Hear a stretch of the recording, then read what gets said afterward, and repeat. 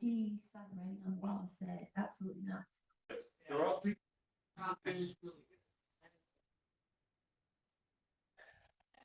Okay. I'd like to welcome everybody to the work session of City Council meeting today. We're going to start with a public hearing.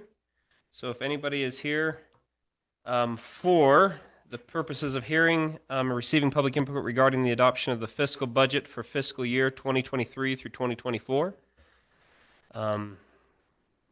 Anybody here for that purpose? No? Wonderful. Nobody, it looks like we don't have anybody online there. Okay. Perfect. Then we will move to, it looks like number 2 until Chris joins us, which is, that'll be you, Wayne. So resolution approving a preliminary plat for Summit Creek, 7G-1 subdivision by our Planning Commission Chair. What happened to your mic? Take the mayor's.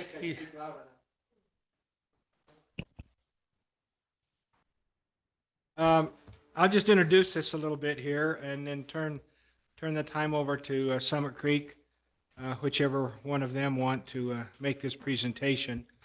The Planning Commission has reviewed this, as have our civil engineers. It's a new preliminary plat that Summit Creek is wanting to move forward with their further development. And we approved it. There's a couple of issues that were discovered after the fact. One of them is there were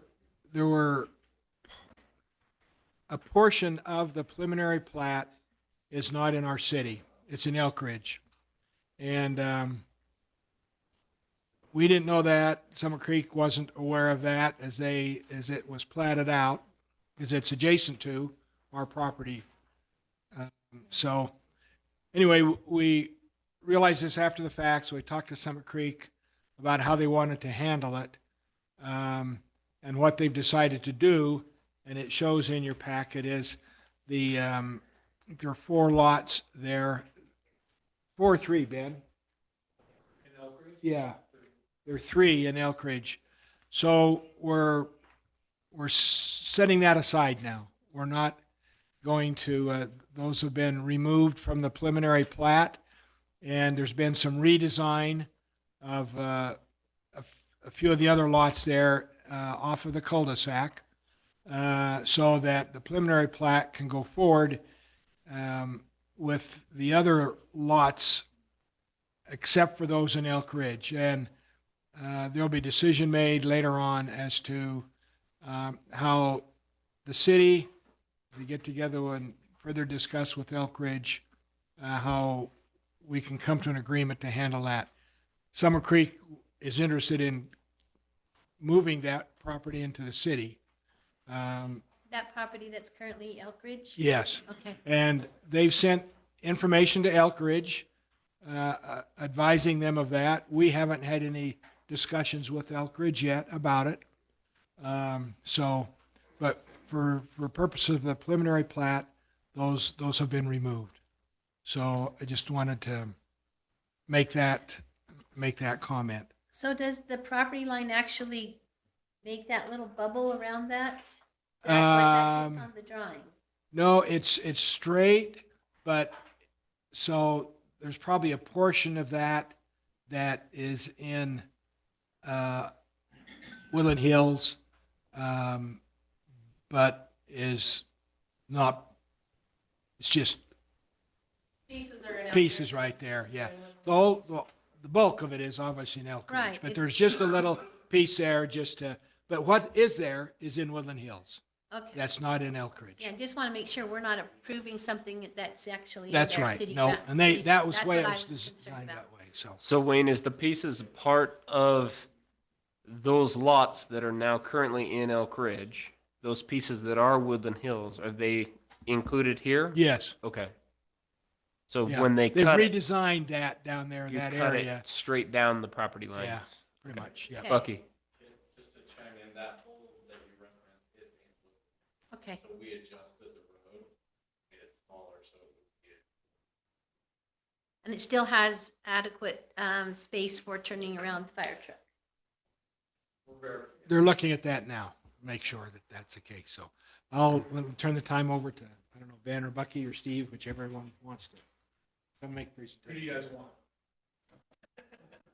Oh, man. Oh, not man. No, shoot. There's enough Bens already. Right. Yeah, we didn't get a vote. So I guess if you just have any questions, I know you guys are just looking at this probably pretty recently. What this encompasses is basically just the remaining area for future development. And so we're trying to incorporate this into this one preliminary plan and get that approved. And then we'll phase this out for final plat just as we work through it over the coming years. And just, I think some context here would be good. When we did the development agreement, we had. Steve, could you come up?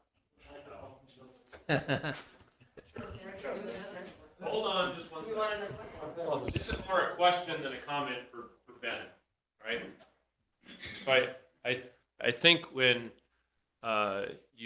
we did the master development agreement a while ago, there was a master plan that was attached to that. This is very, very close to that initial master plan, other than carving out a couple of lots from that. So street design, all that kind of other stuff is very consistent with what you saw 6-8 months ago. So there's nothing really beyond this, except it's got a little bit more specificity to it. So it's not like you're seeing it brand new for the first time, I guess is my point. So Just to clarify, all of these roads are private roads. Other than the ones that we already know as being public. Yeah, so everything that's being platted on this preliminary plat is proposed to be a private road. Okay, but we have requested that they be the width of standard roads. and Yeah, we're, Comply with our exactly. development Yeah, standards. everything in here as far as public access roads, all that complies with Woodland Hills city standards, or building standards. Yes. Would you talk about your open space, A, B, C? That's something good to see, but do you have any? What's the plan for that? Oh, I saw. No. A driving range right there on Yeah. Space A. Right. Yeah, so Doral's question was just regarding the open space, and it was just designated as that, just to preserve that area. We do have, plans for hiking trails and different things, but it was just that area is at least for now is just better suited to be left alone. Okay. So it's just going to be natural. Yeah. So Okay. just So- topography and such. That's is steep grade. doing it. Yeah, it's just the bottom of the ravine and then some, go ahead, Dave. Sorry, just to remind everyone, so this would be part of the Mountain Villa overlay zone. Part of that zoning allows higher density homes as long as the overall density does not exceed a certain amount. So basically, having the open space gave Summit Creek the ability to be a little more creative, especially when it comes to some of the, the canyons and things like that. Leave that open space, allow for wildlife trails and that kind of thing. Meanwhile, they would have a little higher density in some of the homes. Well, I'm guessing most of that open space isn't very buildable. It's, a lot of it's not. It exceeds the 30%, and so it's just tough to build Okay. on. Yep. I will say, I mean, yes, this is the first time we're actually looking at this. A lot of the lot sizes are a little bit bigger than some of the ones in the first phases of Summit Creek. Mhm. And I actually really like that because I noticed that a lot of the lots were like getting combined over there. So it seems like your residents are a little more interested in space. And so I think you're accommodating that. Yeah. That's good. Yep. Thanks. And this resolves a little bit of the steepness of the Eagle's Nest cul-de-sac, right? Because it removes that cul-de-sac. Oh, the current cul-de-sac? Yeah, yeah. So that existing cul-de-sac will be opened up and yeah, we'll just continue that road down. So the snowplow death trap will be gone. Yes. Perfect. So now you can just slide all the way down to the bottom. Well, that's always fun. We love sledding in the snowplow. Right, right. So one thing I'm questioning, I see, and this is strange that I even picked this up, but there's a box that says Woodland Hills City, and it's around lot 245, 220. What does that mean? Oh, I think they mean that's the property Woodland Hills owns. I'm not, which page? Sorry, maybe you're on a different page. Look at 220 and Oh, then just go left. Yeah, on the side of it, that's probably where the easement of city property versus Summit Creek property. probably Yeah, down but below. easements are typically drawn with like, they look like fence lines. That's a box, so I don't know Yeah, what that is that? It's a good question. On page, Yeah, look. if you look on page 5, I think it is. That guy right there. Oh, yeah. So that is designating that this parcel is owned by Woodland Hills City. You just happen to fall within that box for some reason. But this, beyond that property boundary, that's Woodland Hills property. Okay, so what's the box I about? don't know. Oh, okay. Maybe it's just randomly there. I'm not sure. Okay, I see what you're saying. It helped Dave find it. So, yeah, I don't know why he would have put a box around that. Like, we can get the box taken off. well, he's got boxes around all the other property owners, so maybe you're right. Maybe it's just, Oh, that's he it. couldn't fit it that way without going diagonal and Yeah. it just made it look a little funny. Okay. For those that are online and for those that are, you know, see what you're saying, can you point to it somehow? Point to it. We don't have a copy. Right. Oh, That one's not in a box for some reason. It's right there in front of you, Right there. right there. It's like right here Yeah. and it's really, really fuzzy on this, so I have no idea. It's right where it says 220 and then right, Yeah. that line right there, right underneath that writing, it says City of Woodland Hills. So, City owns land back there. So to your point, the box, I'm not sure, and I can ask. I don't, Okay. it might just be a, Like I said, I just looked at it and went, Yeah. what's that? Yeah, It's those not- coordinates, those latitude and longitudinal coordinates, and then underneath it says Woodland Hills City. Now, I'm assuming we've gone through, Wayne, this may be a better question for you though, but we've gone through all the bonds and everything that we need to make sure are in place, or am I jumping the gun on that? Yeah, we're not there yet. Okay, yeah. perfect. Now, this is the last time, if we approve this preliminary, this is the last time we will see this, correct? Correct. So the planning commission will take it from here, and they'll sign off on the For final. the preliminary, or they say, you sign off on the final as well? The state law recently Changed. changed, and so the final plats no longer go before the city council on subdivisions. So the preliminary plats do and continue, but the final plat will be reviewed by the city, by the planning commission, but it will not come to the city council for It'll be approval. approved by administrator.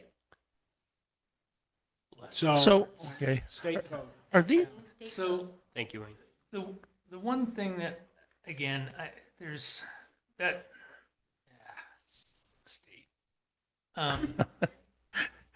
Anyway, I just want to know what is going to be the function of the gates? Are they going to be, similar to what we had on Summit Creek, where cars could come up and they would open automatically? Certainly fire function would need to be there, or are they going to be more of a keypad, enter your number kind of a deal? Yeah, the specific details of like the actual, like the brand name and all that kind of stuff is to be determined, like who actually installs it. But in the development agreement, there is language in there that specifies emergency access is required, and it has to be where the city is allowed to come in when they need to make sure that they work properly and all that kind of stuff. And so I think some of those concerns are covered in the development agreement. For those particular lots, the plan was to have those gates for the residents to have access, to secure that area for those residents. but it will be accessible to all emergency vehicles. And we can do, there's a couple of different options as far as how those vehicles get in, but we'll do, whatever. We'll work with the city to make sure that that works to your satisfaction as well. Ben, Yeah. are all these roads with sidewalks? No, Or- Okay, that's not the current plan. just curious. I mean, that's good to me, but, okay. But they'll have culverts and All the city standards, All that yeah, stuff. yep, and the rock line ditch and all that. as Yep. I was driving home, I was like, wow, there's a lot of rock on the road. Yep, they got washed out today a little bit. It did. Any other questions? It is going to be strange that this is our first situation like this where it will not come back to us. Well, it's not strange. It's Yeah, we know. it's the state being stupid, but I'm not going to say that. I think you just did. It's just on the record. Steve? Sorry, David, I'm gonna show you this at the county parcel map. Okay. So that's The yellow? Yeah, this, Okay. this orange, no, get over there in just a second. I know, I'm like, I want to see. Yeah. You knew that. That is all Woodland. Utah County, Yeah, let me show you what it looks like Yeah, on here. I know. So you can see why. I That really brought it up, explains 'cause it. was like, I'm good at that, weird. Utah County. Yeah, I bet you've seen it before. Like that. Yeah, so what that is this stretch right here. Yeah, okay. Fair enough. So Ben, you're good? I'm good, thank you. This off? Yeah, Yeah, good. I'd like to see it. Okay. I'd like to see. Yeah. Yeah, I'll, yeah, Oh, yeah, I'll make. okay. I'm used to being So last. this It's all is the good. stretch, yeah, I can right? see I'm in the that. corner. Right here. Mhm. And you're the only girl in this. Yeah, I know. Yeah.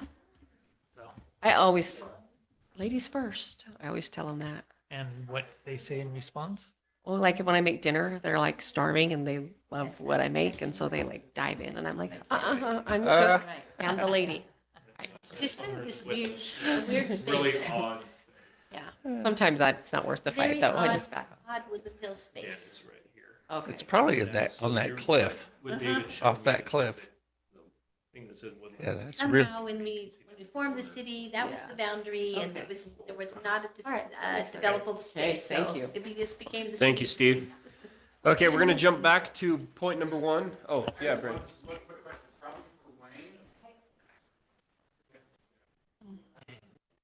Brian's stuck.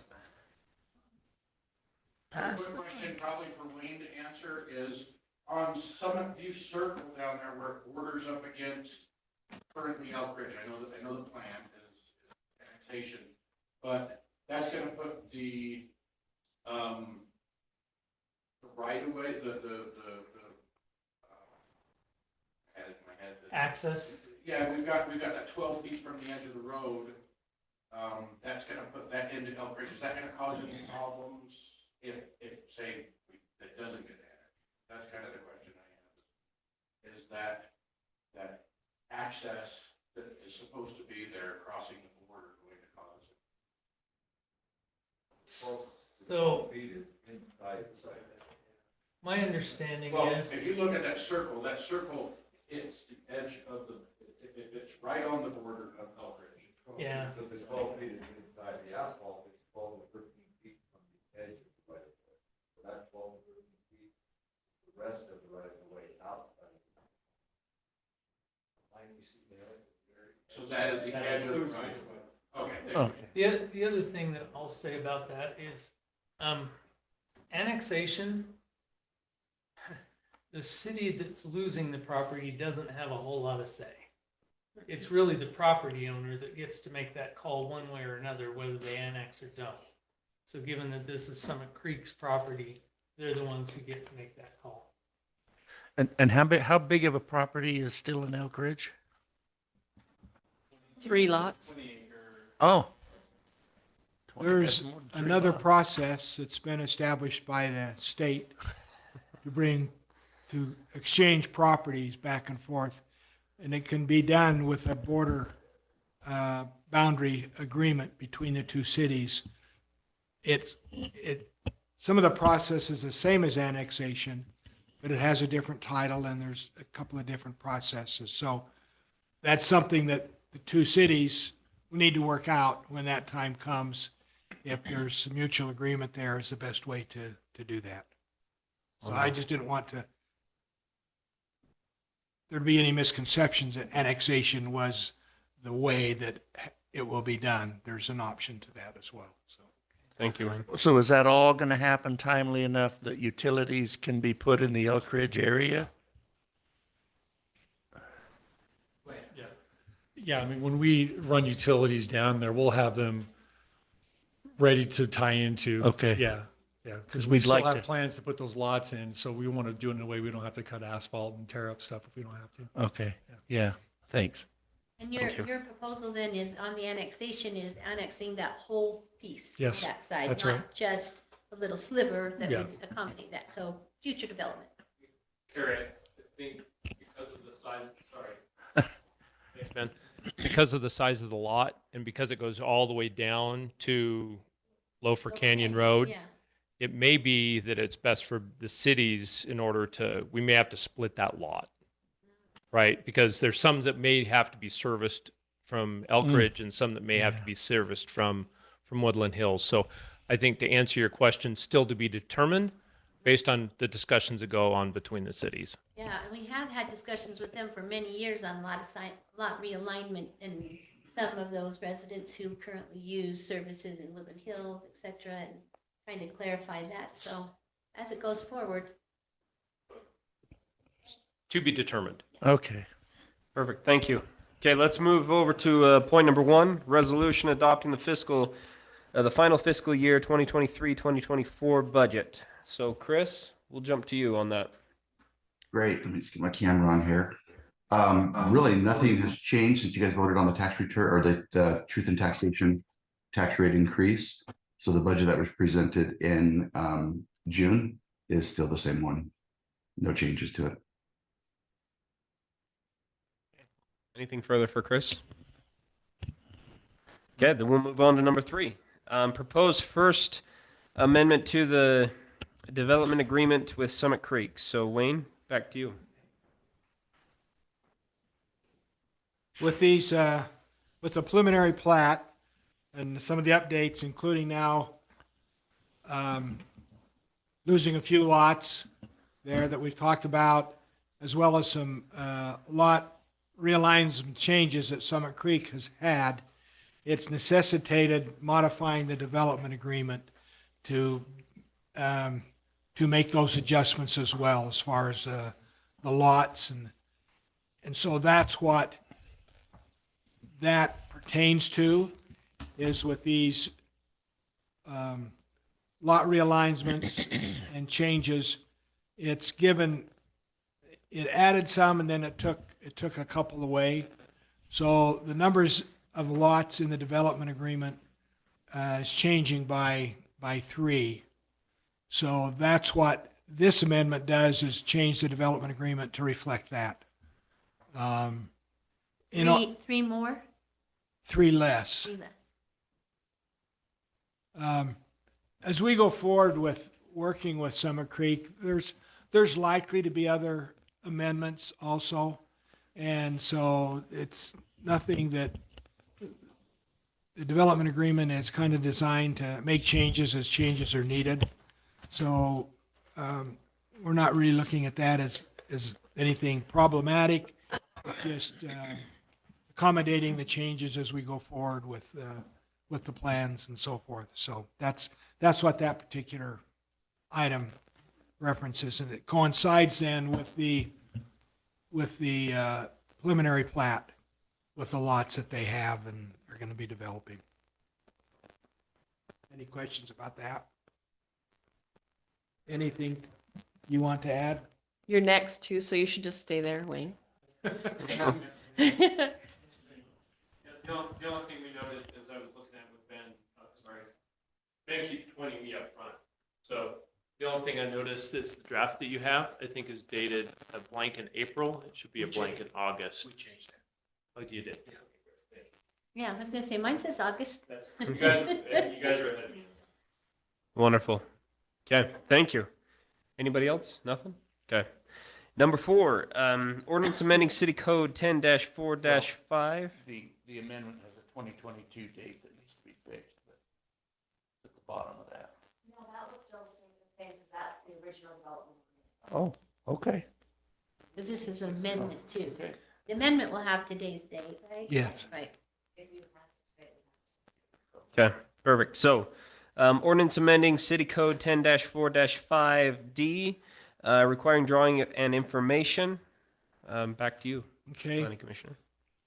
Again, state law changed, and so this, we're changing our ordinance to align with the state code on the things that the city can request in a building permit. We've removed a number of things that are required as part of the site plan. There's a few important things that we didn't want to lose sight of, and so we're going to add those into the building packet, but they will not be included. They will not need to be included on the site plan itself. So we've taken the state code and outlined those things that the state code now says that the city can ask, and that's what we're including in our new site plan checklist. And so those changes will be effective in the change of our ordinance for the checklist for the site plan. That relating to building permits. Will that new checklist come to us when that's revamped, or has that already been revamped? No, it's up to us to approve it. We'll give you a copy of it. Okay. Is it not here, Jody? That checklist? What's in the ordinance there, we'll revise the checklist then and the whole building permit packet. Okay. I believe it's in your packet, but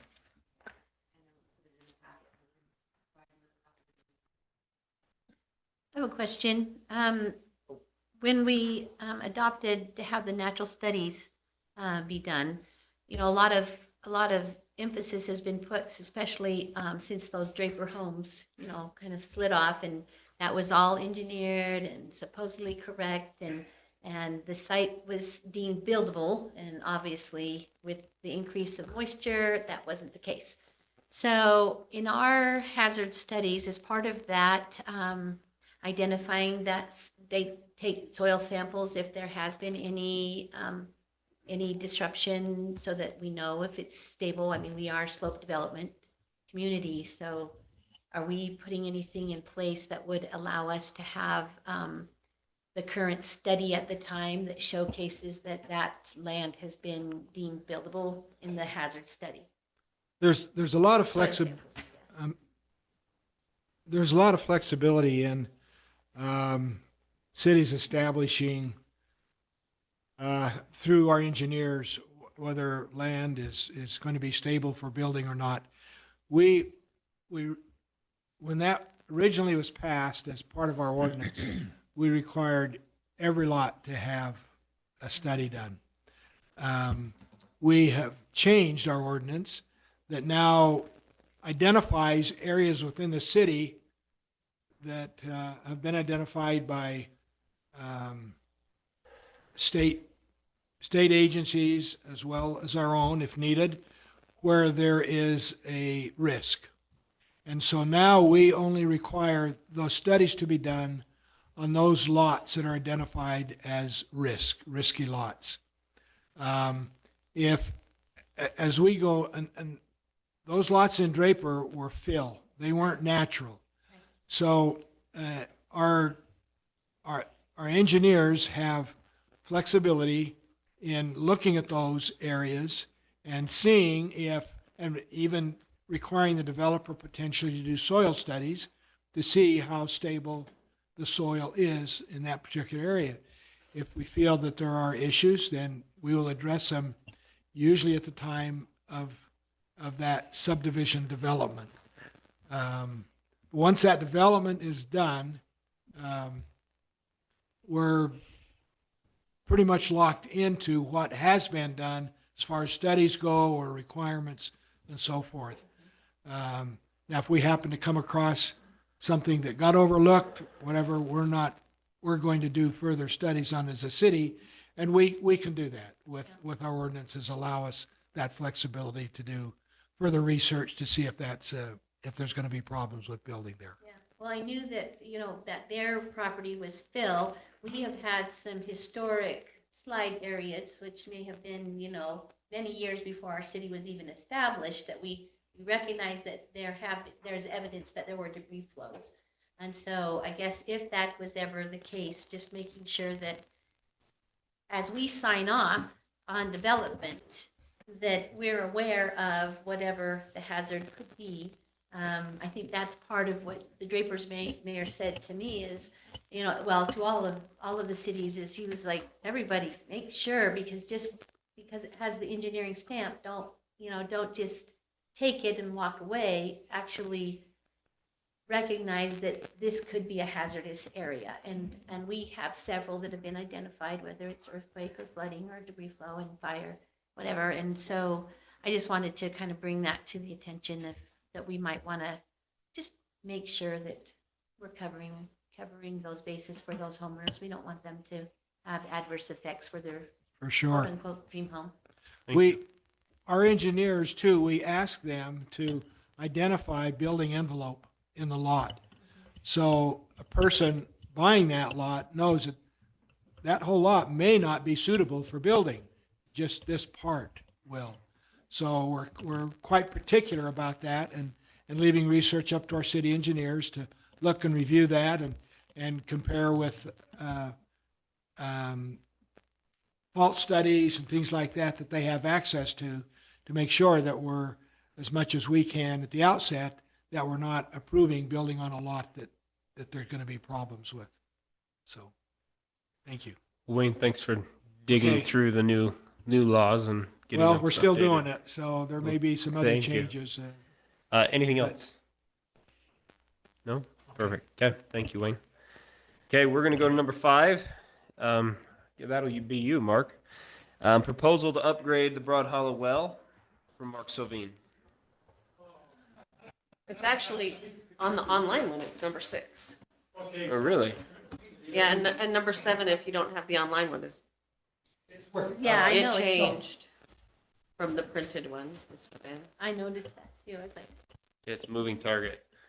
Yes. 'cause- So Corbett's up here with me because of a couple of reasons. Yeah, my security blanket, number one, but he's going to probably be able to answer some questions that I may not have the answers to. When this was originally brought up to having me do it, he was going to be out of town, but because the project got delayed, he's back in town. So anyway, you should all, I believe, have a copy of this in your packet. It was, I believe, during the June 13th meeting that we were talking about ARPA funds. And the discussion come up about, spending them on an infrastructure project. And what that was discussed was, of course, the 3-phase power up to the Broad Hollow well. So we took a lot of time to kind of get some numbers put together. And we spent a lot more time and didn't get near the numbers that I was hoping we'd get. But what we have here is what we have. So anyway, the current single-phase service is 125 horsepower pump, pumps about 720 gallons a minute. And the service that's provided by that, it is maxed out. It's at capacity. We got a new pump that we want to put in, but we can't do that. And not only that, we're kind of think of using your outlet at your house with a Christmas cord extension, cord and a big fan, running a big fan. That's, we're not that bad, but I'm just trying to kind of set up what we're doing with the current service. And so the proposed new service will be a 3-phase, 300 kVA service, which will be capable of running excess of 200 horsepower, which is what ultimately the city would like to put into that facility there. So we tried to get with, South Valley to get some numbers. Their process requires a plan to be taken to them. They will evaluate the plan, and then they've got 30 days and they'll get back to the customer with their requirements. So it's kind of thing, but we were able to meet with them, do a site survey, and get some I'm saying rough numbers, of about 75,000. That's going to include the three-phase primary cable that we need, the sectionalizers to go along with that, and the big component of all that is a 300 kVA transformer. This is, this will be infrastructure just like we require with developers for them to put in and then dedicate to the city. This will be exactly the same thing. It'll be their infrastructure when it's all said and done, but we will be required to pay for it. So that's that. Approximate number we've got for all that is about $75,000. Now, one note you'll probably have all read in here, the transformer is the bottleneck of this process. We're looking at, what would he say? 20 to 100. 20, so 6 months to basically a year and a half to get the components to put it in. Wow. Yeah, so it's, so we don't want to wait until we need it to start getting this put together. I think that's kind of what we were getting in that. So that would be the SCSD component of this project. And then ECT Electric is the service. Well, they provided the controls, the VFDs and stuff like that that would need to be upgraded. And so we also met with, what was his name? Scott Gordon, and got some numbers of that. So of about $25,000. So we're looking at $25,000 to upgrade the components that are in there. That's going to be the variable speed drive or the transfer switch. So when we want to go from generator to VFD, we got that in there. And then all the control cables, the labor, all that neat stuff, that would be included in that. And as we start looking at putting in the cable, we got underground conduit that we will install when I say we, the city will be installed again to SCSD's code. There's probably going to be some contract work in that, say $10,000. I'm sure that Corbett, and of course I'll help him as much as I can do a lot of that, but we put some money in there for just extras that we are not aware of. And of course, we have to add the contingency because we're looking at a year out on that transformer. We don't know what's going to cost a year from now. So we added some money to that. And one thing that they did say at SCSD that, if we wanted to go ahead and look forward to this project, we can go ahead and put a deposit down on the transformer so that when it comes, it can be, paid for plus or minus a little bit, and then we'd make the adjustment when the actual final cost came in. So that was one thing we also discussed about. Now, what we don't have in this estimate is impact fees. We asked about impact fees, and they just would not commit to that. That would be part of their evaluation when we turn in the request for service. So I have no idea. I don't even care to guess what an impact fee is going to cost. So That final amount's not really a final amount. it's not even, exactly right. That final amount's not a final amount. So we're looking at, our cost with the contingency this is for the three-phase component of the project is $132,000 plus impact fees, if any. Again, we'd have to wait and see that. We've also talked about, the upgrading it to the 200 horsepower. I mean, that's the ultimate goal. The impact fee analysis that was just completed, does show that we are going to need that extra capacity.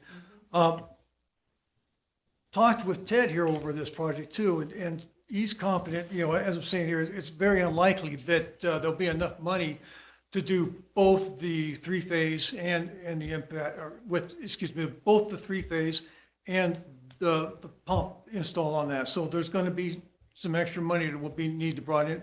Well, the city will need to contribute for that.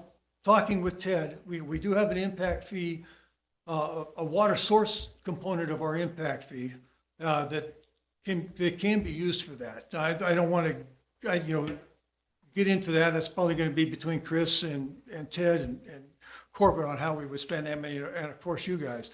But one thing we do know is that pump cannot be installed until after the upgrade is complete. So we have a little bit of time to discuss that if that's something the council so wants to do. We just wanted to go ahead and bring that adder into that just for your information, if for nothing else. Ultimately, it's going to need to be done as the city continues to grow. And so that, like it says, currently the 125 horsepower pump is at capacity. The 200 horsepower pump will bring our capacity from 720 to about 1,200 GPM. It's, you know, it's a 450 gallon increase per minute, or about 66% improvement on capacity. Again, our impact fee analysis demonstrates that we're going to need that excess capacity in the future. And so, and we're calling it excess capacity now. It won't be excess capacity in, you know, when we need it. So that was kind of what we were looking at. The $82,000, there is a quote attached, there should be a quote attached in there that we got from Rhino Pumps that shows what that is. And again, a year from now, prices may change a little bit. We're pretty, I mean, we're locked in with SESD on the three-phase component. ECT Electric has been our vendor for this all along, so they're probably the best folks to work with. However, I do think the city can, and in my opinion, and it's just my opinion only, probably should go out for bid for that pump. There may, you know, and the city code may require purchasing policy. So that, anyway, that's kind of what we've come up with. And again, you know, we're at the very least a year out. We would have to do this project on the shoulder months anyway, which would mean, you know, late fall, early spring. You know, before the snow flies is probably the best choice instead of waiting for the snow to melt, because when the snow melts, everybody's wanting water by then. So it's almost, would almost have to be a full-time project to do this, if we, especially on the pump. So, sure, any questions? Where is the 200 horsepower pump that we already own? Is it running anywhere? In the basement. Oh, Just just in the basement of the well house. idle, huh? Just No, waiting. it's just sitting there, just standing, it's just standing in the corner. Is it new? Yeah. Oh, cool. And another question, wow, I'm surprised that it would increase the capacity by 450 gallons a minute. Any, this is a dumb question, but is there any drawdown of the well with that increase? Well, yeah, there would be Thinking about- definitely be a drawdown increase because you're drawing more water out of the well. Right. It's obviously going to be, and that's going to be something that would be factored into To watch it. into the total output. But that was a very good question too. Well, that can't be, can that be tested before we spend the money? When we drilled the well originally, we got a specific gravity on the well. And so based on the pump test that was done, or the test pump that Yeah, was I done, remember that. and the drawdown and the flow, they assigned a specific gravity to it. And so it's just an estimate until you actually do it. I mean, it's a pretty educated estimate, but it's only an estimate. Which you're implying that we're probably in good shape, drawing a lot of water out of that hole. The original estimate was 1,500 gallons a minute. Wow. So if I'm reading this document correctly, we have $180,000 from the American Rescue Plan. Mhm. So that could pay for all of the electrical, and we'd still have some left over. Then, if we chose to replace the pump, that's where we would need to have some money either from our water, well, from our water. It would be Yeah, it from would have water. to come from water. But Yeah, it it'd have to should come from water. Right. So, And again, the impact fees, I was gonna say, depends on the impact fee too, yeah, the right? impact fee, again, you guys approved an water impact fee, what, a couple of months back? In fact, I think that took effect yesterday, if I remember reading it right. That money would need to be used for the source anyway. And again, I think Ted and Chris would probably be in a better position. I understand how it works, but those were the folks that worked on it. So that could be used towards the impact, or that impact fee component can be used towards the pump anyway. The question I had, and that's why I was talking to Ted about, is can we combine that with whatever, if any money is left over from the ARPA funds? So instead of maybe having to pay a full $180,000 for the pump out of city, so talk Coffers. to me about SESD's impact fee. Because you hinted that you had talked to them, but they said it was too they preliminary. made zero commitment to us on what I it would get be. that. But what I'm asking is, let's say they did make a commitment or they did do some kind of a study. Are they saying that a portion of their impact fee could go for this electrical work? it's No, our they're gonna impact charge to us. them. They're There gonna would charge be us. Our impact. Our, fee. The impact that that would we The make we- on the their we- system, we- just like when somebody built a Yep, we house, pay them they Okay. make probably an a impact on bunch. the water system, so we charge them an impact. So there's a possibility that they would come back and say, you also owe us an extra whatever. high probability. Yeah. What he told me, Ryan Bagley is the guy that I talked to over at SESD. What Ryan told me was have your mayor negotiate with the board. And he's on the board. Yes. Yeah. Okay. Wonderful. Okay, any other questions? That's my question as well, so. You know, Okay. just, again, just to reiterate, and I know it sunk in pretty deep, the timeline on this is, we're looking at a year out at least because we couldn't do the project until the fall anyway. But I think it would be to our advantage as a community to do, if we decide to do this, when I say we, the city, it would be to our advantage to get as much of the infrastructure in as we can. So if, for whatever reason, a transformer shows up, we're in a position to get it installed quickly and not have to wait on the rest of the components. Yeah, I think it's a no-brainer to do the electrical. We've got the money, and the existing pump could even use that electrical, even if we chose not to put in the new pump. Exactly right. And it would actually be better, even if we weren't going to do that, to have the three-phase electrical up there now, because we are, like you said, we're right at capacity with it and probably maybe, in the gray area on that.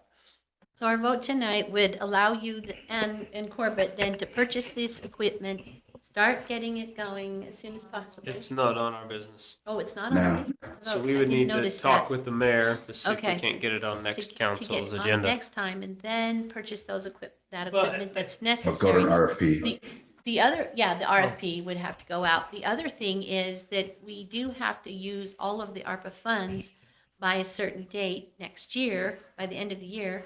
And so that's just something for the council to remember is that if we won't use it all on this first part, but if we do consider buying that new pump, then it would be able to go towards that and not, we wouldn't have to give back that Wait a money. minute, my understanding is we have the pump. We have the pump. Well, We getting just it need to pay for the installed. installation. Yeah, the Installed. and the installation. pipe. But if it would Right, pay and for the that pipe. column. But it would pay for all of that, is what I'm saying. The additional money that isn't included here from the 132,000 plus impact fee, all of that could be paid from the ARPA. So And then any leftover would be able to use for the installation of the pump. So Carrie, if I may ask a question, do you have a timeline as to when that money has to be committed and spent? It's December. September 24th. Oh, Yep, of this year? 2024. Oh, 2024. September 24th, not September Yeah. 24th, okay.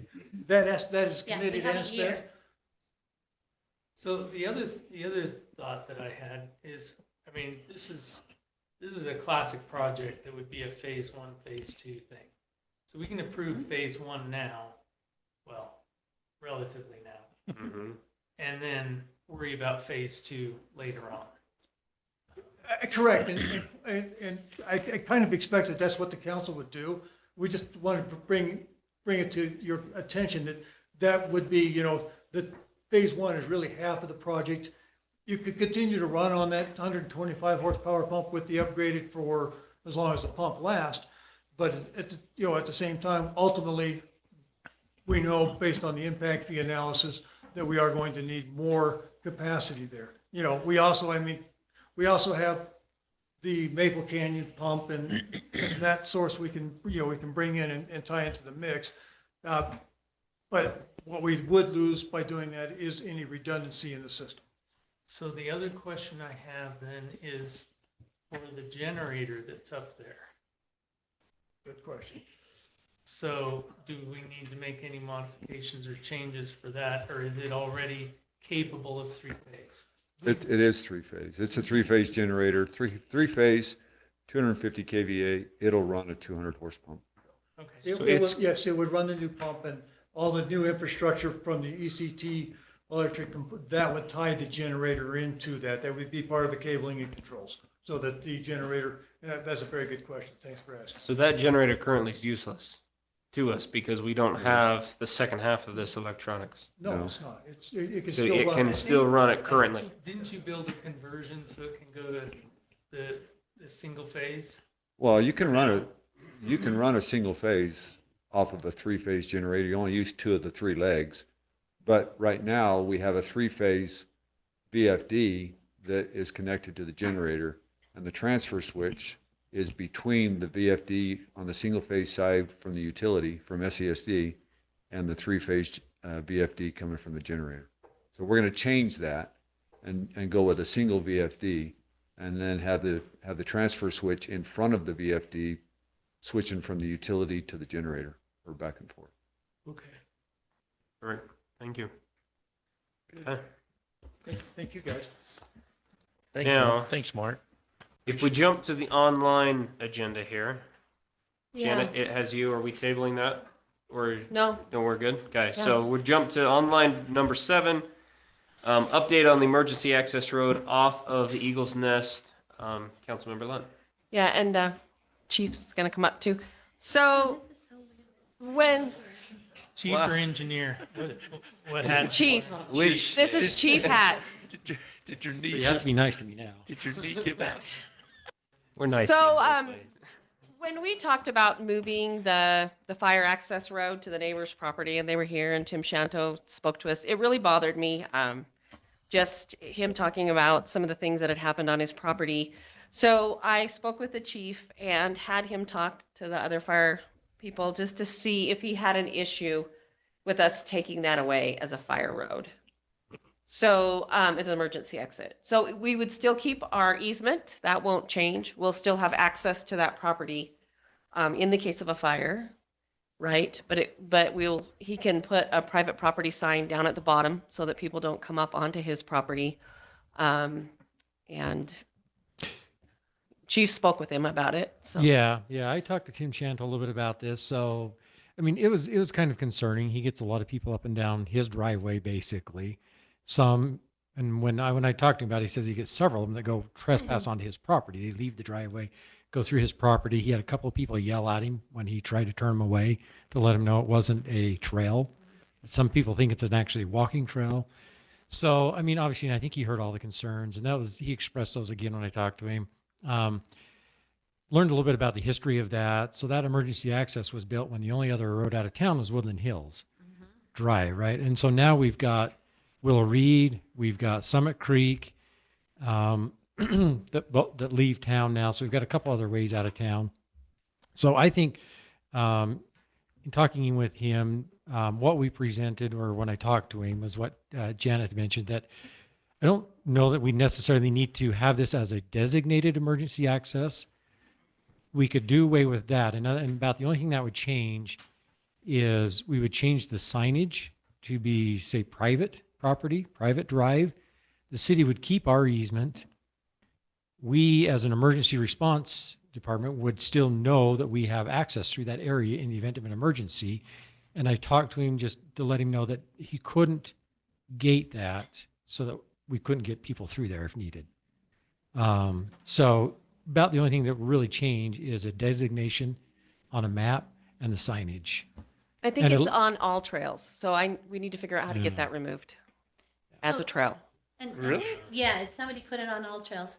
I know who it was. So how do we make sure, I mean, this is an agreement between you and the property owner to have access, but let's change the designation. But if it's not written on the plat, then the It's next. still an easement. Still an easement on the still an plat. easement If on you the Yeah. look, plat. if you It look just at the won't be map- designated as an official So how emergency would- access. if for whatever reason they sell or in the future, how will that then go forward if someone says, well, that's just an easement? Is it actually an easement for emergency needs? Or Evacuation. is it just like some of the other easements in town where they're more utility easements? This one is a public access easement. Well, I shouldn't say public. Yeah. It is a city access easement. It's a city I don't even think on the easement. plat it designates as an emergency access, and I don't know that we'd want that on a plat, because in the event we have to use it for something other than that. Yeah. But it is an access easement on the plat, from what I understand, and we can verify Yeah, I that. think we should But the verify. easement stays with the property regardless of the Right. ownership, right? So Right, that would that's what never I'm go saying. away. Is just as long as a new person coming along, because we've had this discussion with lots of residents, right? Because we have some utility easements, partial, people have trail easements, but not everybody, and we have these kinds of easements in different areas of town. So just to clarify that that's actually on there because it does stay with the property and in the future. Yeah. We yeah, it'll already- stay with the property. Jody, we checked that already and it's a city easement. So we have Yeah, access. it's an easement to Woodland Hills, so it would Mhm. never go away. Could we include in that signage also something along the lines of this is not a pedestrian trail or something? Yeah, and that's the thing and quite frankly, that would probably be the last emergency access we'd use in the event of a fire, because a fire's coming, like It's we gonna had come here. from there, It's coming possibly. down Loafer Canyon. We're not going to want to send people down into the fire, right? Right. Yeah. Through that area. We'll send them out that direction. to My town. biggest So- concern was that the fire department has access to get down Yeah. there to fight I the agree. fire. So that's why we want to make sure we maintain the easement. So if there is a fire down there, we can, And we would use that. probably, I wonder if it would make sense to put some sort of agreement together, just so there's an understanding that he can't block it with a lock gate or anything. Mm-hmm. And then we could actually record that with the plat or with the Yeah. county. Or build anything close to the. So then it easement. goes with the property. Can we, is that something we do as a resolution or? we don't just have to some sort of vote on it or contractual- anything. Right? Just a contractual agreement between two parties? Yeah, so we'll often do this with turning my hat around with our engineering side of things. Oh, yeah. We do a lot of easement work with communities, and a lot of times we'll just put easement agreements together, which is basically here's what the limitations, here's what it's a two-way agreement between here's what the property owner can do, here's what the city can do, or whatever, and then you record that with the plat. And it's just kind of an agreement that goes with the plat. It tells what each party's allowed to do. So hopefully, if we're done with this part, this actually begs another question, and As long as we don't go off the agenda too far. I'm going to get in big trouble with this, but there you go. I'm just curious, after having looked at Summit Creek's plat, my guess is the only access out of that area and the subsequent development is Summit Creek Drive. Is that the plan? And is that sufficient? This single point of exit. I mean, it just feels like we're back at Woodland Hills Drive all over again to me.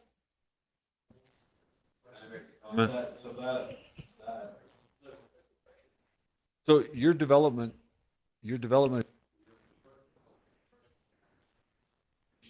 how far a developer can go on a dead end. So the development construction standards require the developer and encourage the developer to have multiple points of access. So they're locked in. If they want to go a dead end cul-de-sac, they're locked in to the length of that cul-de-sac. So they're the nature of the development process. They're going to have and build more lots. I understand that, but is the access just to Summit Creek Drive? It doesn't matter as long as it's a fueling point. As long as there's multiple accesses, it doesn't matter.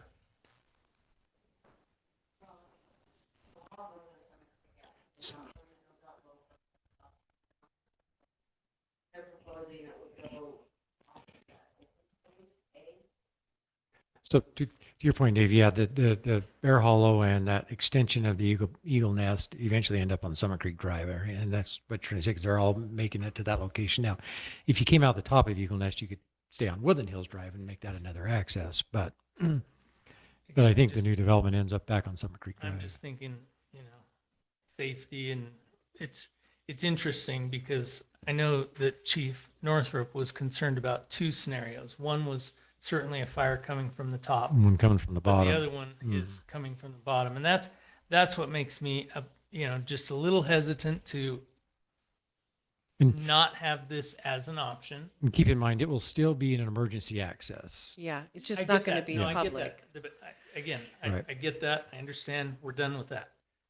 I'm more concerned if it did come from the bottom, do we have enough ways for people to get out of the Summit Creek area, or is Summit Creek Drive the only access out of the city? The area you're talking about is very close to this plat.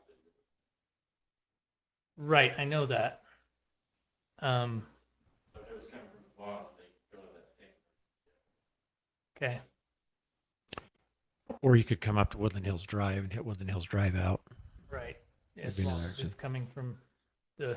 Yeah, as right long, yeah. side. Or you I do mean, the other, you that's- come the other way and That's go. the hardest part of Yeah. the fire, right? And you know that way better than I do, that you can't always control the direction that it comes. Or the No, no. velocity. No. if we get Doral blowing real hard, sometimes we can get it going the right direction, but. So this isn't anything that has to be changed in an ordinance or anything, but I wanted to bring it up for discussion so you could ask questions. Also, it just happened 2 weeks ago. Somebody tried when they were a kid and nobody owned that property, they used to ride their little motorbike up and down that, and they sent their son down there. And Tim Shanto said, hey, you can't, this is city property. So just if residents bring it up to you and ask about it, I wanted to make sure everybody was aware and that we were all on the same page so we know how to respond. My question is, why is the gate on Loafer always unlocked now? It used to be locked. If you go down Loafer and come up that, it's open. Yeah, I don't know. I don't In know. fact, where it's that- kind of dilapidated now and you can just push it aside, but they ought to lock that in my view. Somebody with a bolt cutter. Is Well- this something that we can use, maybe our communication arm of the city, to be able to just Yeah. put a blast out from an education standpoint, right? But Here are the it's trails. Not a in public Woodland Hills. access, yeah. This it's is- Not a trail. Potentially historically perceived as a trail and is actually not. Please respect the private property rights of our residents. Yeah, this citizen argued with me and I said, it's his private driveway. And he kept saying, well, I used to ride on it when I was a kid. And I said, it doesn't matter. It's his private property. It's his private driveway. I had to argue. They used to shoot deer at my house. Yeah, exactly. Exactly. Well, and to your point, Ben, last year in the newsletter, for probably 6 months, we put in different things about not riding your motorbikes or your snowmobiles in the winter on private property, and making sure that Or on the city park. or in the city park sure. or any other places. And we I'm just highlighted wondering if we maybe trails broaden our that we can- communication scope, Yeah. maybe put an infographic together for the Facebook pages, things of that nature. Maybe let them know this is, because if I understand this one right, it's an easement, right? And an easement is not ownership of the city. Yeah. It's the right to use that private property Easement by does the not city. mean So, that citizens use it. so it's still private property. And so Well, it's And, not- and the citizens don't have an easement. The city has an easement. right. Well, prior to me building my home, for instance, a lot of families used to take family pictures because my lot was a meadow. There was really no trees, but lots of wildflowers. And nobody's come since I've built asking to have their family pictures on there. So I think people can finally understand. Yeah. I planted more, actually. But, there is an ability for people, for our residents, for outside of our city's residents also to be able to sit there and say, okay, just because I did in the past doesn't mean I can now. Yeah. And we need to be able to articulate that and educate going forward. So, perfect. Thank you so much. If anybody else, any other questions?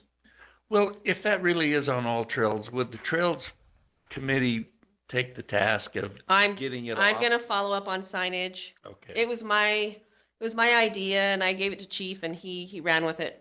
But I will follow up on the signage and also the all trails and get Thank it you. removed. Thank you. Figure out how to do that. That'll really help. Yes, that All Trails is really a great tool, but it can also be misleading if someone puts something on there that isn't true. One of our residents, he likes to add everything on there. So it's okay. I'll talk, He actually, wants to advertise Woodland Hills. yes. There we go. Perfect. Just a really quick item. Yeah. Just so you're aware, our wildland crew is on their way to Oregon as of today. So And they just went on the board yesterday we afternoon. put Yeah. them on. We put them back on because our truck had to get fixed, so it was getting fixed last week. We put them back available on the board yesterday at noon. I called and put them on the board, and at 6:00 got a call to send them to Oregon. So they're on their way to Oregon today. So Wonderful. up Thank you, there on Chief. the Appreciate Oregon that. Washington fires. Thanks, Ted. Okay. That's good. Well, we're going to jump now to number 6 on my copy. I think that's number 7 over here. We're just going to go off the one I have in front of me so that I don't Yeah, get too it's hard to confused. tell with the written one versus the online. It's one. okay. different. Jody, we still love you dearly.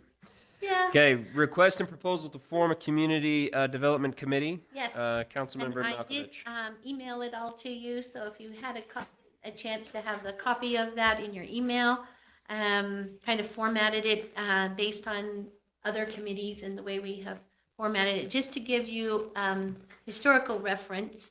A former Councilman Otley and I had started forming this committee in 2021 after a truth and taxation, well, it was basically a budget hearing meeting that we had talking about where we spend money and where our revenue comes from and recognizing that we're not always as sustainable as we would like to be, with most of our tax money coming from property tax. And so we started having a discussion on what could we do to help as we go forward. We have a limited amount of property available in our city. Do we keep it the way it has been and just go forward? Or is there a smarter, better way? At the same time, the state was starting to do some preliminary discussion on how can we help make Utah overall have different goals in mind with different areas of the state, and then the county established their goals. And so we met with a variety of people. It was before we started really doing our formal committees that we have now. And so citizens who were engaged at that time met. We met several times. We had planners come into our meetings and talk with us about ideas that were going on in other mountain communities. Cody Chamberlain brought someone from Colorado in who is used to this kind of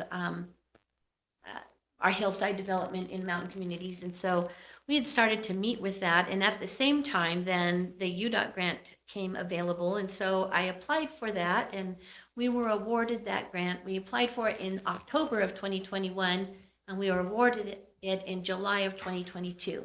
And as you recall, last fall, we started trying to implement it and came up with a few roadblocks that were probably for the best. And in that time, though, finding some other areas that we could improve on. But going back to the original grant and the purpose of this, I have put together this development committee proposal for you. The Community Development Committee shall work with the City Council of the City of Woodland Hills to implement strategies for growth, including housing, transportation, recreational opportunities, and critical infrastructure, while preserving the integrity and quality of life for our community. And that was the purpose of the grant. Written in there. And then, as you can see, community committee members with a council member liaison, at least 5 members with that community liaison. Now, we had designated 3 phases. One would be visioning, which would be the majority of what we would use the grant money on.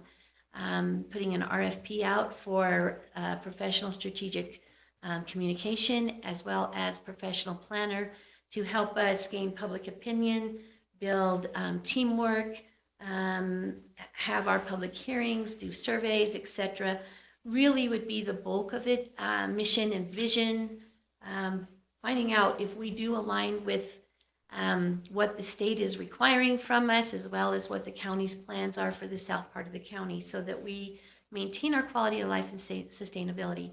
Our second phase, which we call planning, would include staffing, emergency preparedness, land use, parks and trails, roads and water, housing, utilities, a variety of things that you would plan for any community. Phase 3, then, implementation, would be what is that impact to us and how do we mitigate that? That would be down on the G of 2 responsibilities, is sharing the information with the Planning Commission as they update the Woodland Hills General Plan. That is their responsibility. This grant doesn't dictate to them their responsibility. It just gives them information of things that they might possibly want to do, and also to provide some of resources for that, and recommendations for potential ordinance updates. And then that would also, implementation would also include establishing through the council the final mission and vision and strategic goals of the community, of our city, as well as some new branding possibly with those ordinance edits and etc. So that's kind of where we were based on what we had talked about in 2021. And I have put down here those responsibilities of what we would like to do. I went back to all of the committee members who were originally in our unofficial committee of 2021 and asked them if they would like to continue serving. Some of them have now left on missions or are going on missions or have life changes in their health, that they were not able to do that. But some of them were. So, and then the others were people who had commented after our town hall last spring that they would like to be involved. So I am recommending Rod Munn, Kirsten Thompson, Nate Myers, Chloe Cleveland, and Cody Chamberlain, with the possibility of, I talked with Ben from Summit Creek to see if anyone from their community would be interested, and also maybe having a planning commission member as a liaison as well. Tried to get a variety from different places in the city of where they live. Tried to get a variety of gender differences and age differences. Also tried to get a variety of people who have lived here a shorter amount of time versus the longer. The longer are the people who are going on their missions, etc. As a liaison, I probably have lived here a pretty long time, since 1990. And so I have a fair amount of institutional knowledge on that. So I would ask if you have any questions, or hopefully we can get this going so that we can get the RFPs out as soon as possible. What is your plan for meeting schedules?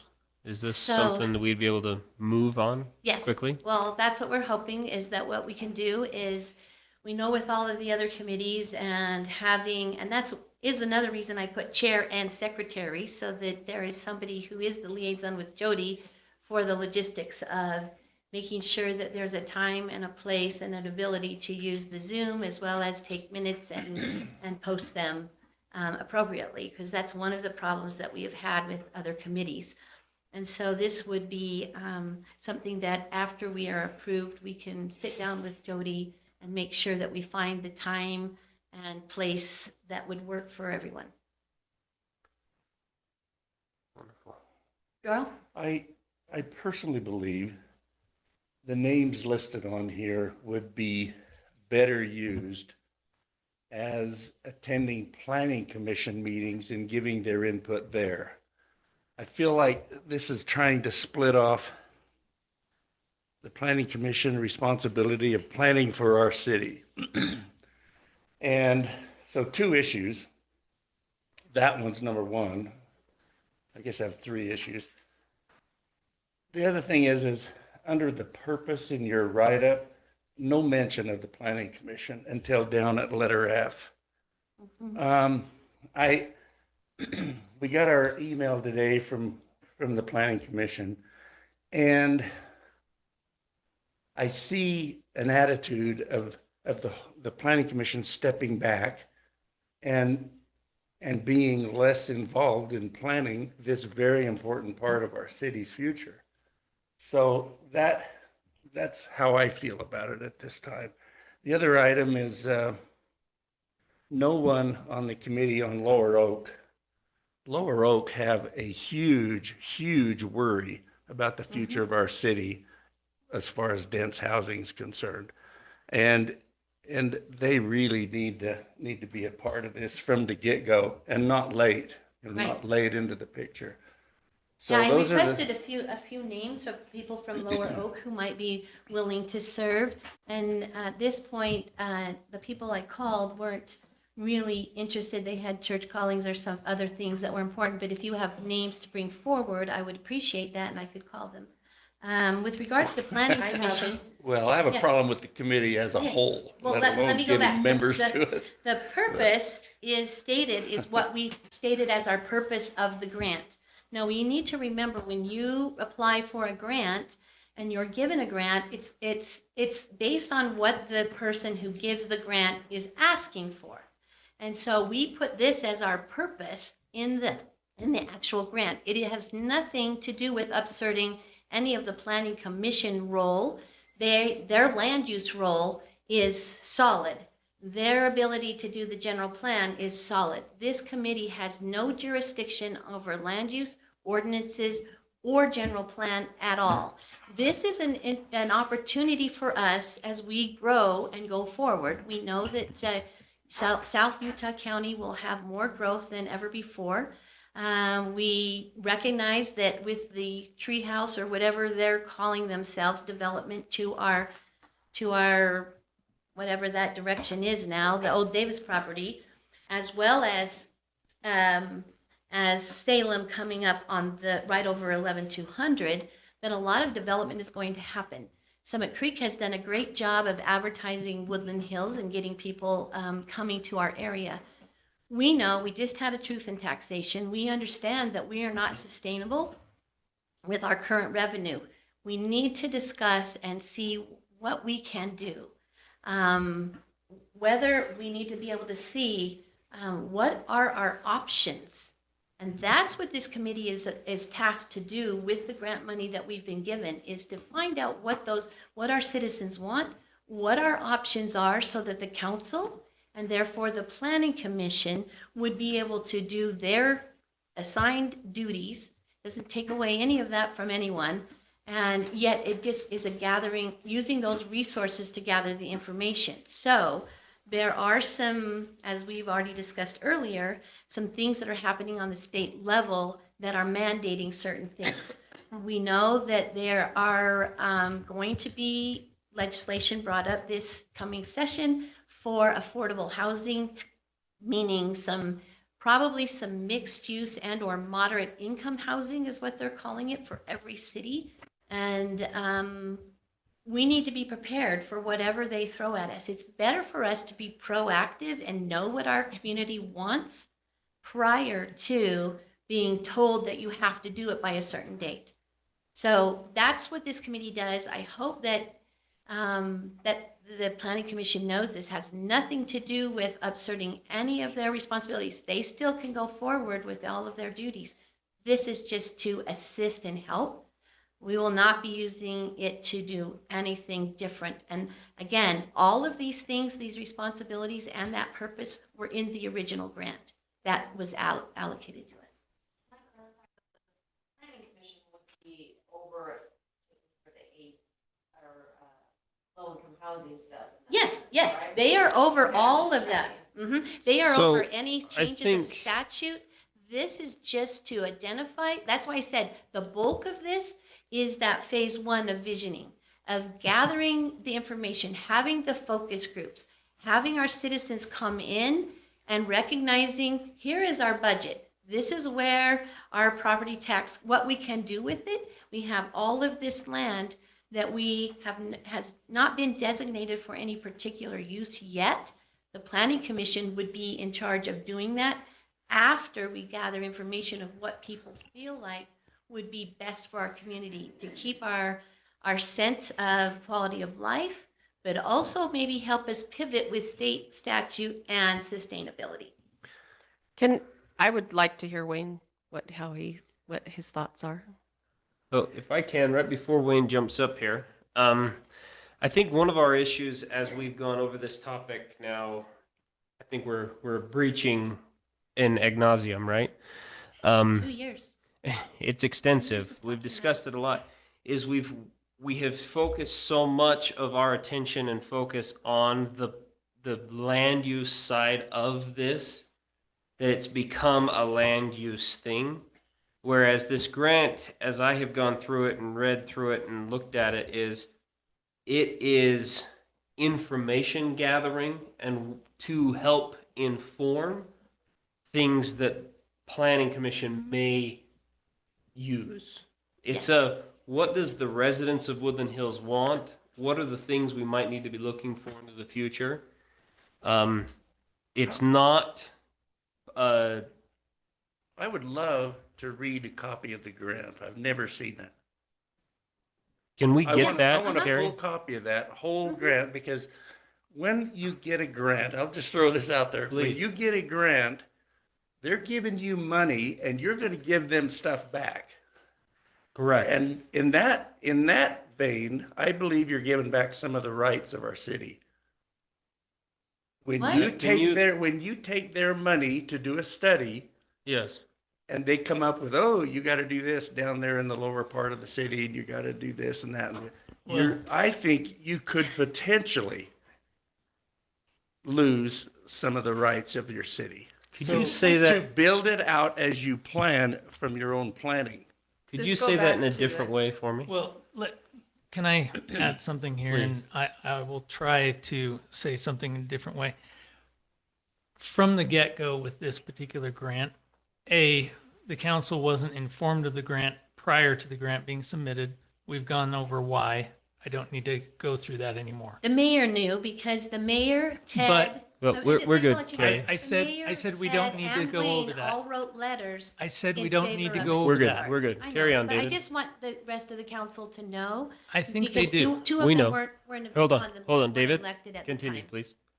So the challenge with this particular grant from the get-go has been it feels like a solution in search of a problem. And I was a part of the planning commission when we did the last citywide survey. And one of the things that came back very strongly from that survey was that people were not interested in commercial development. Right. So I've struggled with this grant knowing, because I don't believe that, I think you can collect all the data you want again, and that I'm emphasizing again on purpose. And I think we're going to get the same response, which is we like the rural living. We like the fact that we have space, and we're not interested in commercial development. Having said that, if we do want to collect the information again, if that's really what the whole grant is about, is doing another survey, I don't necessarily see anything evil about that. I mean, I think it's good to collect information from time to time. I just want to make it super clear that, you know, this isn't really about community development if the survey comes back and says, we want to stay rural. If they come back and say that, it's kind of end of story. Right. Well, let me just talk to your points then. Let's have It Ted. is, just one moment. Let me address your points first. So, community visioning and community development is not about commercial. It's about gathering the information of what's out there, what our community feels like. It may be exactly what we say, but we also know that there are other ways that we have discussed in the past of having an increase of revenue, whether it's smaller lot size. Today, we even talked about this development agreement with Summit Creek, allowing for some more open space with smaller lot sizes. Smaller lot sizes can increase our ability to have revenue because we would have more taxable space. Those are some of the options that are out there. Again, the state is going to have us put some things into place. That will be the Planning Commission's doing. Well, and just to And- be clear, that survey that we did covered all that. Right, I know, It covered, I know. I mean, it went the But we do gamut. have quite a few new people. We also Things have, do change. we have, I get things are that. changing. We I'm have. betting not, But but I we get have that it quite a could. bit of land that is down there that has some different potential based on its topography. We have talked in the past with Chief Northrup about making sure that that's not just a fire hazard. We don't want 1 and 2 acre parcels on that dry grassland. That could be an issue. We have also talked about increasing some public space, maybe some trail systems. Those are things that could come out of here that would help the Planning Commission as they start looking at what is going to, how they want to zone. Of course, it's still up ultimately to the private property owner to decide if they want to go forward with any of that zoning. We have talked in the past about, even more recently with the Knott's property and potential commercial there, that is not coming to us because it's something that is just being is in the preliminary discussions. That has nothing to do with what this grant money is about.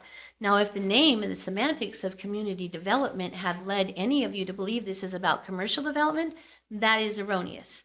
This is about maintaining our quality of life with regards to who we are as a community as we have encroachment upon us. The idea for this grant came in saying we know that smaller cities do not have community development departments. that look at this stuff all day long, every day, who have professional planners. And so no one is going to be telling us what to do ever. We have an RFP for strategic planners and regular city planners as a mechanism to help us gather the information, unbiased information from the strategic communications people.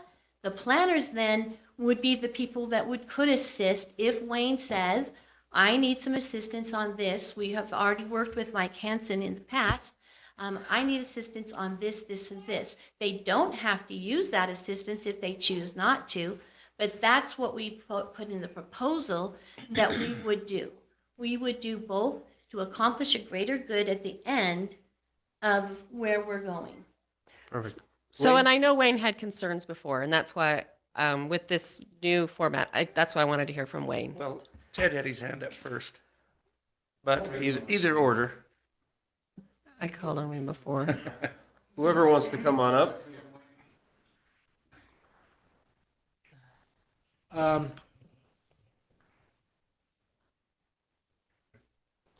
I'm getting a little bit of mixed signals with, I guess, us going ahead and working now on the general plan versus waiting for information to come in from these groups that may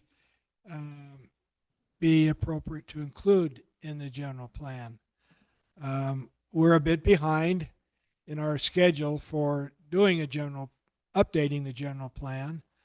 I don't see a real problem with that at this point, although there's a lot of things happening in the area that could easily impact the general plan and our community with what's going on surrounding us.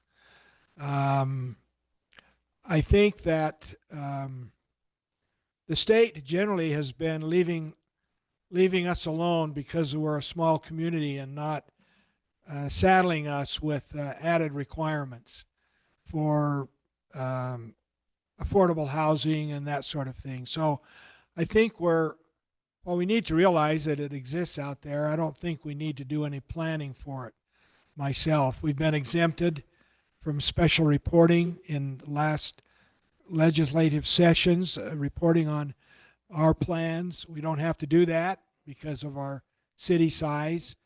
And, but again, we just need to be aware that it's there. We discussed it at the Planning Commission a number of months ago, and they felt that it would be better to wait until all this other was these other groups were done. I think it's laudable that Carrie's gotten quite a few people to help. I think I have my doubts about those groups coming together and being enough informed about things to add significant input into a general plan. I think it'll be a real struggle. We've always had trouble trying to get the groups together, and I remember back Carrie speaking about with her and Bob, and it was a challenge to try to get those people together at that time on any kind of a regular basis and get some kinds of consensus from them. But things may have changed, but I think that we probably ought to start to make some efforts with the general plan and going forward with it, maybe not to completion, but to start working on it ourselves and see where we're at when this other information comes to fruition, and see if there's value in it to include in the general plan. Wayne, question on the general plan, I realize it's a little bit off topic, but do we still have MAGA's assistance with the general plan the way we did 5 years ago? We haven't approached them because of everything else. We anticipated looking a little bit more to RCC for their help and assistance, and that's questionable because of the amount of monies that is available from the grant for their support. We could reach out to MAGA easily enough, and they were significant contributions to us in the past as I well. mean, I guess what it feels like is we've got money through this grant and we need to spend it. So saving money really isn't the issue. Is that an accurate statement? This gives us the opportunity to have resources that we normally wouldn't have. Ted's trying really hard. Sorry. I just want to give a little information specific to the grant because I think it's getting a little overcomplicated. It is with me, thanks. Well, this grant, it's a transportation planning assistance grant that comes from UDOT. UDOT sets this money aside every year to give to small communities to help them hire outside resources specifically because they don't have the in-house resources to do planning. Now, it can go, and the reason I know is because we help probably at least a half a dozen communities a year with this exact grant program. Right? We help them apply for them, we help them through the process, and we do help them with the planning efforts. So very familiar with this one.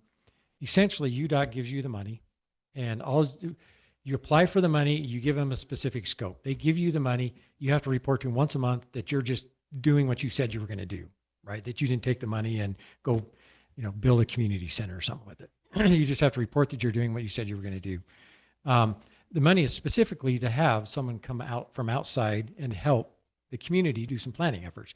Communities don't have the resources to run GIS programs usually and prepare all the maps and everything that goes with planning. Now, the specific plan is up to the community. Probably majority of these we do are transportation plans for communities. You can do community development plans. You can do general plans. You can do multitude of different types of plans, but you specify that in your scope and you just do the plan you said you were going to do, basically. So, I mean, that's specifically just directly to what the grant is for. It is money from UDOT. They set aside every year. The money has already been received by the city. We have the money, and it's to hire outside resources to help the community plan with planning efforts. So Okay, Ted. you just have to report what you're doing. And whether they help the planning commission, I'd like whether they for help a them- community, I'd like for them to plan to not shut down Woodland Hills Drive every year. yeah, I hear Multiple you. times Multiple- right and in different now. locations. Freaking But- nice. But and the also planning not group have that all you the hire houses. doesn't take the place of the group you have set up in the community, whatever that be, whether it be a committee, the planning commission, whatever it is. But They're just providing you the resources for things you can't do. You can't do GIS how do maps. I- You can't develop numbers that they can pull in from government agencies. Cities can't do that. They don't have the staff to do that, right? They don't have the resources to do a GIS map. So that's what this money's for, is to have a group that can come in and help you with all those resources. you've seen this going on before. What does this research, these highly paid people that go into other communities and they give advice, They No, don't give it, advice. what kind of, well, they do something or they wouldn't No get paid. advice. they So develop when they information. They do what? Develop information So based on the city's so why feedback. do I want to pay an outsider to come in and tell our citizens what They they don't tell think your they ought to citizens. do? But That's where how do you're they give confused, that Laurel. advice or that finding? They don't tell the citizens what to do. They work with the planning commission or committees that the community sets up, and they develop the information asked for by those. So for example, our planning commission can't get on a GIS program and do maps, right? They can't do community planning on a GIS map. But they say, we want this, we want to show this, we want this, we want this here. So these resources can get in to have the resources to develop the maps, and they build the maps based on the feedback from the community. So really what I'm seeing this is It's like hiring an engineer to do your planning for you. It's same thing. replacing a lot of what MAGA did the last time. Right, exactly. Just more in depth, Group. Yeah. more in depth. And giving it, because we didn't, I mean, if you look at the current general plan, the planning commission didn't do all those pictures, and although Jeremy did all the road pictures, but we didn't do all the rest of them. We didn't do a lot of the population. Population projections, which is what they all that do. kind of stuff. MAGA did that. So basically what I hear is this is going to maybe be a MAGA plus kind of an effort. Exactly. Was So- MAGA paid to do that? Well, the We county, pay it already. We pay MAGA. Right, but already. So it this wasn't is through a resources that grant. UDOT makes available to help you take it beyond, or in addition to what they'll do. It's like Mag Plus. So Yeah. really, it's no different than you hiring our company to design a road, right? You don't have the resources to do CAD. You don't have the resources to develop a plan set, but you know how the road's got to be designed. You have your standards, you have your water line standards, and that's what gets designed. Same thing. You're hiring a company, a consulting company, to help you provide those resources that you as a community don't have. It's basically So, the 'cause simplicity of it. Ted, one of the things that I've in reading, what this is a little bit different, right? Because of the visioning side. This has got a little visioning side to it. Some of them do, some of them don't. Everyone submits different scopes, but generally it has to fall within the realm of some sort of aspect of community transportation or planning. Right. And so that visioning side of this one has been broadened just a hair to encompass a few other elements, right? Right. So to and then inform the deliverables, which are, back to kind of that Yeah. consulting firm. So we've got a consulting RFP to help with the visioning side, right? Pulling and extracting the information from residents. Mhm. And then we've got the deliverable side, which is kind of like hiring your company, right? Or Yeah, Mike to or provide the whoever, right? information, to prepare To the then information. Kind of take this raw aggregate, creating then information to then to be delivered to us as well as then the planning Yeah. commission to then do as they would like, right? To then inform the general plan if they so choose. Yeah. Right? Yeah. and in addition to that, is that RFP to the planner, which then the planning commission can choose to use to do the mapping or whatever else for the for the general plan that they would like. But all of it comes from the city, not the other way around. And if you've seen these, if you've sat through one of these meetings before, they're actually quite neat to listen to. They will extract information from who's ever involved on the community side, whether it be the planning commission or committee or residents, whoever, just to sit and listen to them extract the information that from the community to learn. So the community, sometimes they'll extract things communities don't even, know they weren't thinking about. They cause you to think and say, oh yeah, that's not a bad idea. Yeah. Because they bring in all this stuff, and then they just help organize and prepare the information that the community So- gives them, basically. So why Exactly. It's like a it's Mag exactly Plus. the same process. do we need a second group other than the planning commission to manage the grant and all of its use and studies? We don't need two planning commissions. Because, well, it's not a planning commission. 'cause Well, the it planning is- commission sure doesn't is have the taking over- resources to do the maps. Well, right. Give right? them the resources like the little committee does. I mean, it's They don't- bugging me. We don't have a GIS program. No, The city doesn't. Take the grant, but the grant be officiated through the planning commission and not an outside committee like these people. Well, the grant money's officiated through the city. It's not going through. How But the why do you need a whole new committee here to well, manage that's the up grant? to that's up to city. What you guys choose to do with committee or planning commission, that's up Can to the you guys. planning commission run this grant? Well, technically, whatever the city chooses on UDOT's side of it, the grant's being run by the city. However, whoever the city chooses to organize the information, whether the information comes from the planning commission through a So- committee or whatever. My question is to Wayne, would you be willing to run this grant through the planning commission where it belongs? Personally, I don't think it belongs. I there. don't either. Really? It's a I don't at community. all. It's a community. It's a It's not the same community thing. funding. It's not about land use. It's No, but it's about planning. So, for example, Give me a break. some That's who- communities that's who I use it want for planning my transportation community, are planning. citizens within the community that organize citizens with funding and all this outside help. So Doral, I don't know if this is gonna help. Maybe anything will help. 'cause And I'm maybe- freaking out. I don't know. You want to put that more burden on the planning commission, though. We already have the money. It's a burden to have another committee. Anyway, I won't But go did you there. look at these names? We already have the money. They're good. Yeah, one of them's a It's not developer. bad thing to try. And I think you need a developer. I but- would be concerned if Yes, this Jody? committee starts driving. Sorry, hold on, David. the commission. They will. No. Yeah, So we need to make sure that, where those where you've got responsibilities, they We can't. Thank you. Right. We True. just figured that we would write it and it would go Yeah, through there- the process. we the just need to RFP make an process. amendment.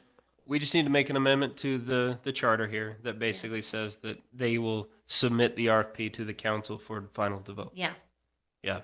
Okay. Anyway, if we try things a different way, I don't know that that's a bad thing. If it's a broader scope than just planning, and then the planning commission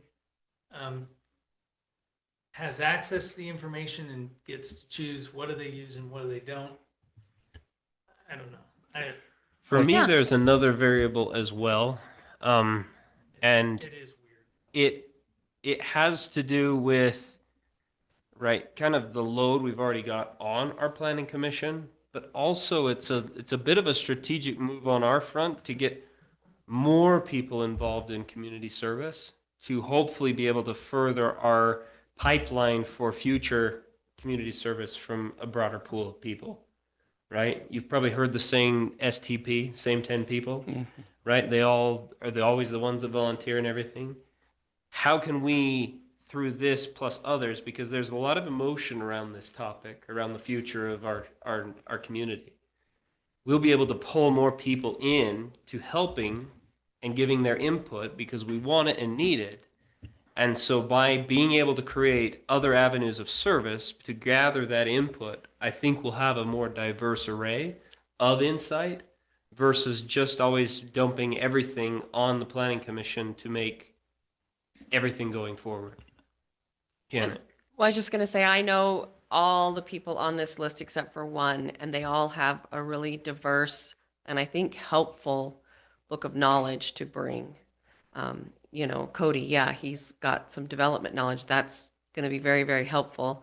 Chloe, super smart. She's helped with a lot of things, helped on a lot of committees. I just look at Rod Munn. I mean, Nate Myers, like all these people have a really good background. They've got a good skill set that they can contribute, I feel like. Knowing what I know about each of these people, I think this is a really good list of people to be involved. I just don't know Kirsten Thompson. I don't know. That's the only one I don't know on there, but it just seems like it couldn't hurt. And She's in public relations. That's her background is in communications and public relations. And so she is in the middle of getting her master's degree in public administration as well.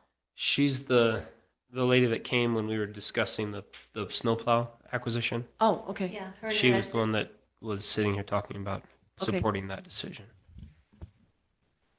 Wonderful. Okay. Are we okay to move on? Perfect. Okay, I'm going to just kind of say we talked about number 7 there on our list about the members. We're going to move to number 8, discussion, city budgetary items, including large purchase expenditures. Chris. Yep, real quick, this is the discussion signs for $10,725. It's the lease again this year for the tractor that you guys use to load the salt. It's the tractor with the Bobcat or whatever it's called down there at the salt shed. We have a year-to-year lease with it.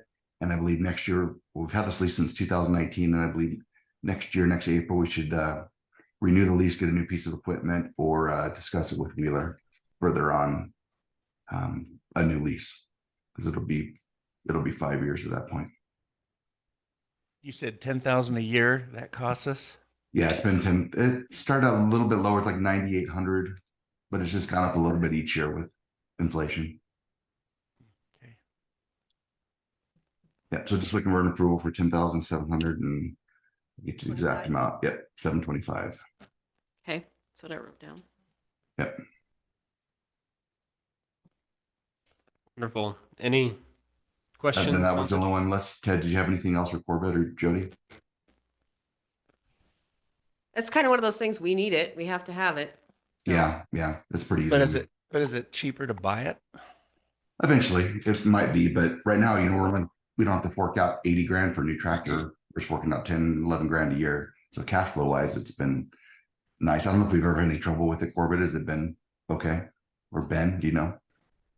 I think for the most part, we had a couple issues last year with it, from batteries dying in it. We replaced the alternator in it. Greg did that. But for the most part, honestly, from a snow plowing standpoint, it is slick. We're able to slide in and we move salt quickly. We're back Yeah. on the road quickly.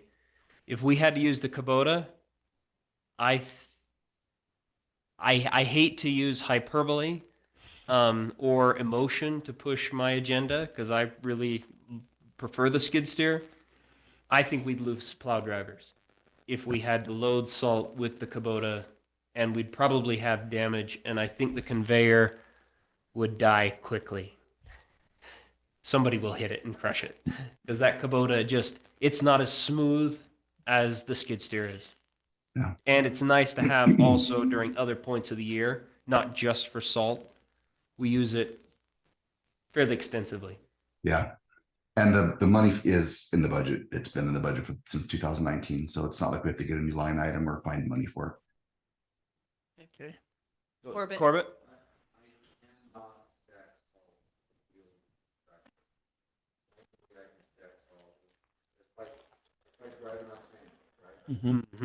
Well, it is. So I can't hear him. Did he say he likes to stack salt with a square shovel? Is that what he was saying? Yes, that was Okay.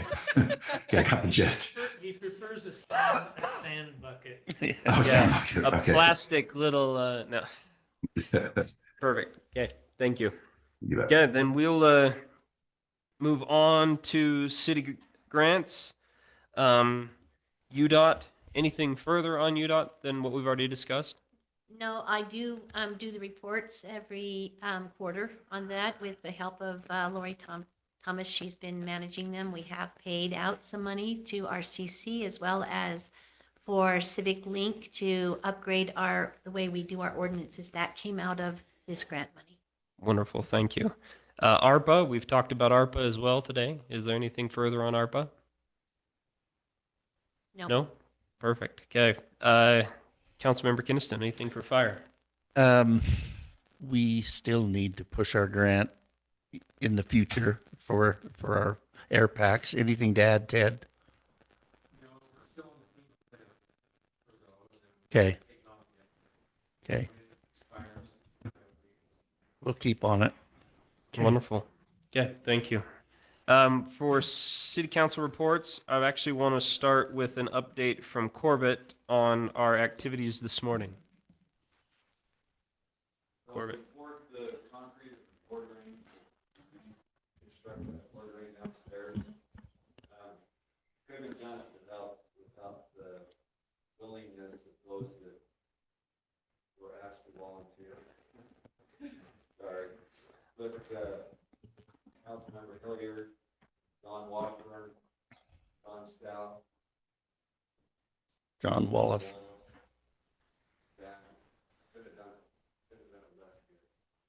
Brian was also emotionally very supportive. Yeah. And Noel. But I'm guessing the final cost, if that ordering would be around $5,000. Wonderful. The 50,000 or the. Yeah. And Noel Hyatt. Noel was the real muscle behind that operation. Thank you, Corbett. For myself, with the South Utah Valley Solid Waste District, I actually received a phone call yesterday, and you guys probably noticed a little bit of the ramifications of that yet today in the delay of the pickup of garbage, just slight delay. But yesterday we had a chemical spill at the transfer station. We had a truck that came from a business that was told certain materials were at one location on the truck, and so those pallets were removed, but they were actually stacked in reverse of what we were told. So when they dumped the rest of the trailer, there was a fun spill across the whole deck that shut the transfer station down yesterday for the first time in a very long time. Then we had hazmat show up yesterday, and that issue was resolved quite quickly, and they were back open this morning, though we had a Saturday morning line today on a Tuesday, which caused delays for a number of different entities, though they've been able to catch back up, thankfully. For the sake of future update, the new transfer station would eliminate this because we actually will have a dock. We will be able to unload these types of trailers and be able to itemize before submitting them to the garbage compaction in its standard process. So if we had the new transfer station yesterday, wouldn't have happened. So the new transfer station is going to be a fabulous addition to us going forward. Councilmember Kinnison. Yeah, we had a great meeting at dispatch, 911 dispatch board. Just to share a couple of things with you. There's a lot of things in our county they have to worry about. I'll give you some examples. They're worried about, they have to handle the flight park up at the point of the mountain with those hang gliders. And so they have procedures and entities in place. They have to contact when there's an accident up there. And so Lehigh is involved in those things, and so is another government agency whenever there's an incident. So big deal there. They handle the Little Sahara sand dunes, and if you can imagine trying to land a helicopter at a sand dune, it is a massive problem. You can't go in and rescue with a helicopter very well, and you can't take a Jeep either. I mean, you got to have certain equipment to go haul people off the sand. So they talked about that, and these are the policies that they were reviewing and renewing, and some changes were made. They also talked about the Woodland Hills sirens that we kind of depend on, and there's a real problem with those in that we may lose them come early next year with the new radio system. So Ted and I are trying to figure out how to keep those operating, and so far we don't have a solution. So I'm just wanting to make you aware of that. I learned that the new UCA director, this is the person that's in charge of all the radios in Utah County at least. The new director of that is a relative of mine, and I didn't even know that. So that's kind of interesting, and so maybe she'll have some input with the radio problems and our sirens down the road. I can pick her brain. Anyway, they're still having problems hiring. We need applicants, good applicants, to go down there and apply. They have 11 openings, and they just raised with our board budget last year that was changed. We raised salaries of these people so that we're very competitive in the county now. And the county outside of our 911 dispatch is really upset with us because we brought over 2 good, fully trained employees from another 911 agency to ours and hired them right straight across, and was able to steal 2 good people who were already trained. So just making you aware that the county board, the 911 board, is running a good ship down there, trying to keep people and to hire good people. The mayor will see a mutual aid agreement that we would really like him to look through and sign as soon as it's appropriate. This mutual aid agreement deals with us helping our neighboring communities and them helping us on incidents. And so that'll be looking for the mayor's signature. That's all I have, unless there are questions. I'm so glad this is you. It's such a great meeting. It is such a great meeting. I'm telling you, you're missing out, Ben. Every month I think, oh, I bet Ben wishes he was here. Which aspect of our sirens won't work with the new radio? There is a box that sits down at dispatch, Yeah, and we to saw be it when we were there. and to be honest with you, they've never enjoyed this. It is an outside piece of pain that they have to go deal with us every first Saturday of the month. They forgot it for 3 months anyway, they would rather just dispose of it. So that's where we're kind of starting. This is my opinion, not Ted's. They've been trying to get out of that business with us since the sirens were started. But that little box sits in there, and they tell us it's hooked to a copper wire that goes away with the new radio system, and that they have to pay to keep that copper wire operating every month. And so I'd like to find out what that cost is, because it may just be worth it to us, to pay that. But so when that copper wire goes away, this whole box can't attach to anything that and can't communicate to each of the poles in our city. So it's ancient hardware. We grant them that. It's the old Tooele Army stuff that we brought into our city because it was mostly given to us. The installation costs were ours. But with all of these good poles around in our city, I just think keeping kids informed that are wandering around out in the brush when we have a fire start, I think that's our only way to notify them. So I have a real incentive to try and keep it running, but Well, I mean, just bring up Maui. I mean, that was Yeah, one of the bigger exactly. problems that they had is that their sirens hadn't been working for years. well, and those sirens, yeah, it's a mess, wasn't it? I mean, That's a it whole was other- like they didn't dare set them off because it means Tusami and move to higher ground, and that wasn't what they wanted the public to do. So, yeah, but with our sirens, man, you could, and along with our texting and so on, it just would really help to keep them running. But There's got to be a better way. yeah, Thank you, Doral. Thanks. Councilmember Lunt. So I have a report, but not on South Utah Valley Animal Shelter. We didn't have a meeting. So Woodland Hills Days is September 8th and 9th. It's coming up and there's a lot going on. I've told you before, but Mike and Rhonda Slater are the chair people and they have done a phenomenal job. They're really doing a good job. They're on top of it. I almost feel guilty because they have everything handled. Last time I met with them, I had to pull away a list of things that I'm in charge of so that they weren't doing it all. Couple of things. So candidates, it's a good idea if you're running to get a booth. And Missy Flint is over the booths, so you'll want to reach out to her and get one. They want to have a parade this year. And for the parade, they do want anybody and everybody, electric bike, whatever, but they really want city council people to be in the parade. They want the mayor to be in the parade.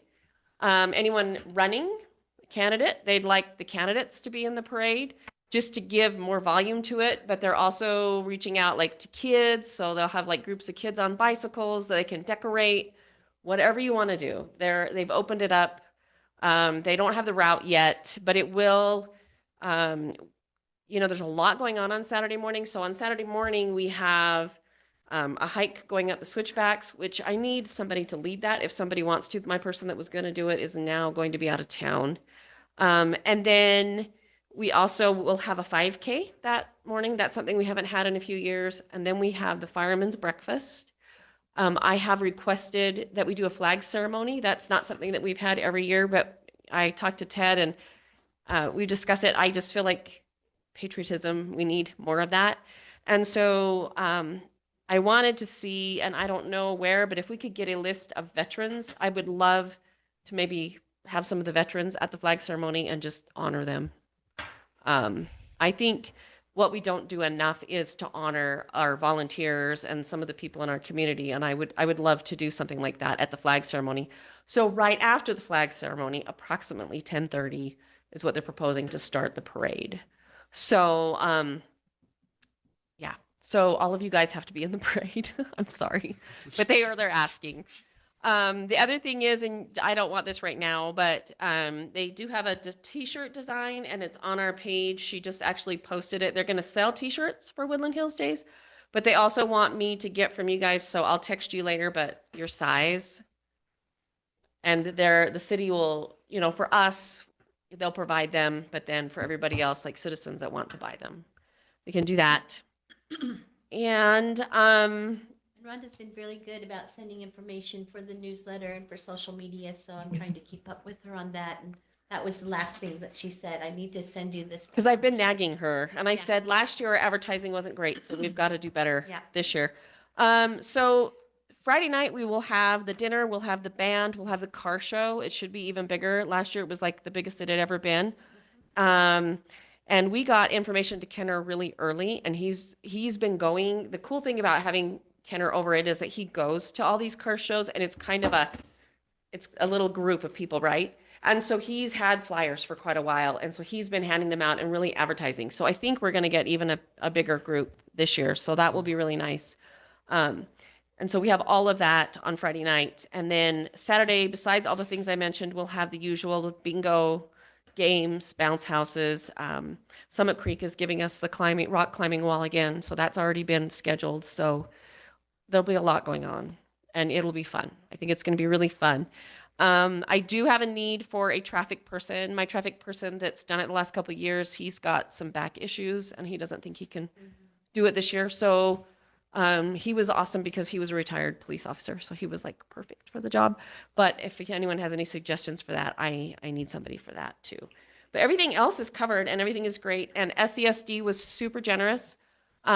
We got quite a bit more from them than we typically do. So they went and did a certain dollar amount per citizen that has a connection. So they just decided to do $3 per connection. So we actually got a lot more from them than we normally do, which is nice because we have the 5K, so we'll have to cover the cost of that, couple things.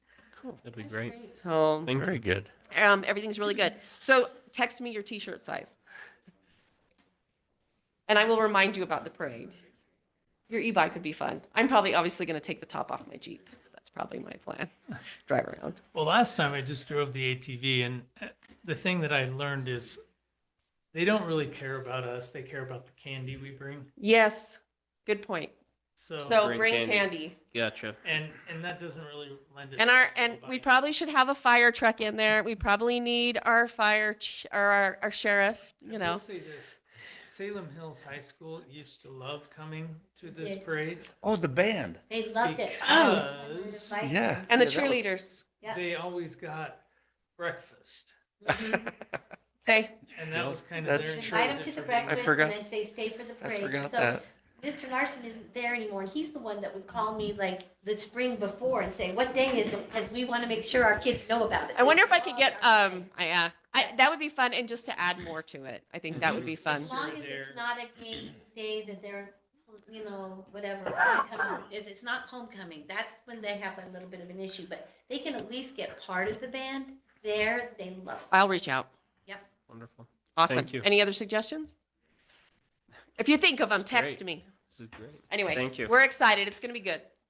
Perfect. So Can- we need to get these, especially like if Missy Blitz contacted us somewhere, it wasn't in the new pipe, they could get a booth, right? Yeah. So that contact info needs to get out. Wherever that's gotta be, we gotta get it out. Mhm. Yeah, I've had several people ask me for her number and I actually don't have it. I have it, but when I asked Rhonda about it, about putting the phone numbers out, she just said, give everybody my phone number. So in the communication, I put Rhonda's in there because Well, I she didn't see- know. All I saw was save the date. Oh, in the newsletter, we put. The newsletter, there's a more- bunch. More information in and we put Rhonda's number so that people could call her. She didn't want everybody calling Missy if it wasn't necessary, so But mean, I think but if she's it's being the booth, in-between, if but it's the car show, send them, you know. Yeah. I think she wanted to There's kind of be local the, involved in it. I think she wanted to be the kind of the. Yeah, they've done it before and they, been in charge of Woodland Hills Days before and I don't know. She's, I'll give you, I'll send it to you, Brian. Brian. Just, yeah, I can send it to you. text one of us and we'll get it. yeah, we can get you her number. Oh, well, I do know that probably the votes will depend on how good your candy is. So game on. Yeah, you buy that cheap Halloween junk. You're out. You might want to have some little kids running around with Okay, flyers. Okay, let's. I want the full size. King size, yes, sir. Are we discussing bribery on open mic? What this is? Councilmember Malkovich. Utah legislative session. Oh, there's all sorts of things. Last year. Give at us this your time- your top Yes. three. Well, last year at this time, we had about 200 bills that were in the works. This year, we already have over 700. So it shows you, and I have 3 of them in place. One for the deputy, one for the snowplow drivers, and I'm fighting against some developer things. But there is Wayne, just so that you know, they have hired people at the state level to help cities with that moderate income housing requirement. Everybody with 5,000 citizens or less was exempt. But this year they are putting into place that by December of 2024, all cities will have to comply. And so there's going to be some other people that will be hired then after they help these larger cities. That will be just for our smaller cities, so our planning commission can have access to those resources. And that's only if it passes. Well, it's already in the works. Oh, it's already in the works. Yeah, Okay. it's already in the works, and I was already told that it's pretty well a done deal. The session doesn't actually matter. That's what I just heard. numbers. Yeah. But they're, like I said, so over 700 bills. I have not yet had a chance to look at all of them. Mhm. The league, we've been tracking everything that has to do with mostly land use bills, but there are some other things that will impact cities. So we'll just keep an eye on it. But yeah, those are Wonderful. some of the ones that we'll be discussing and working with our legislature. I would like us, though, prior to January, I would like us to have a meeting sometime this fall with both our senator and our legislator, similar to what we did last year. Waiting till January is too late because everything's already in the works and going. So it would be better for us to meet with them, I would say September or October, just why things are fresh in our mind. Make sure they understand why we're asking, why the deputy is asked to have a particular bill, why our snowplow drivers want this bill, and so that they can maybe become co-sponsors or actually get some more things done that are important to us. Perfect. Thank you. Councilmember Pratt. Yeah, we haven't had a meeting, so nothing to report. Wonderful. Okay, and I did not get any notes from Mayor Winder on MAG or COG or SESD, so we'll push those to next council meeting. Anything possible upcoming agenda items? If you have any, email them to Jody and the mayor. Okay, so we'll adjourn the work session. And let's jump to 20 after. So 8:20, we'll reconvene. Sounds good.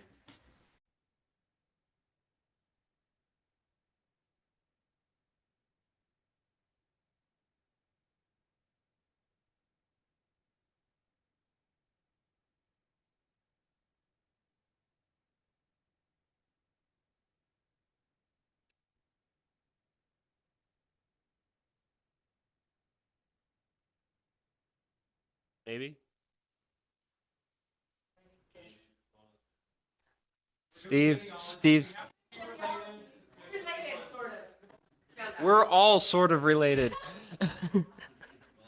We are related, but there is no blood. Well, we're glad to start on that note. I'd like to call this city council meeting to order. We're going to start with an invocation by Councilmember Lunt and a pledge by Councilmember Pratt.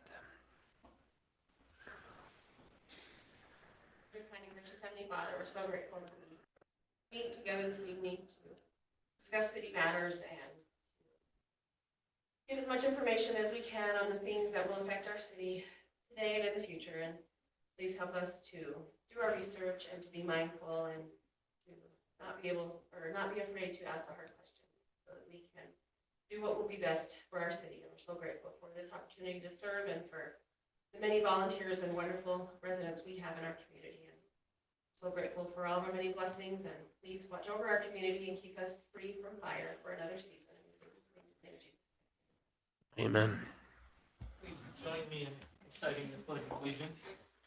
I pledge allegiance to the flag of the United States of America and to the republic for which it stands, one nation under God, indivisible, with liberty and justice for all.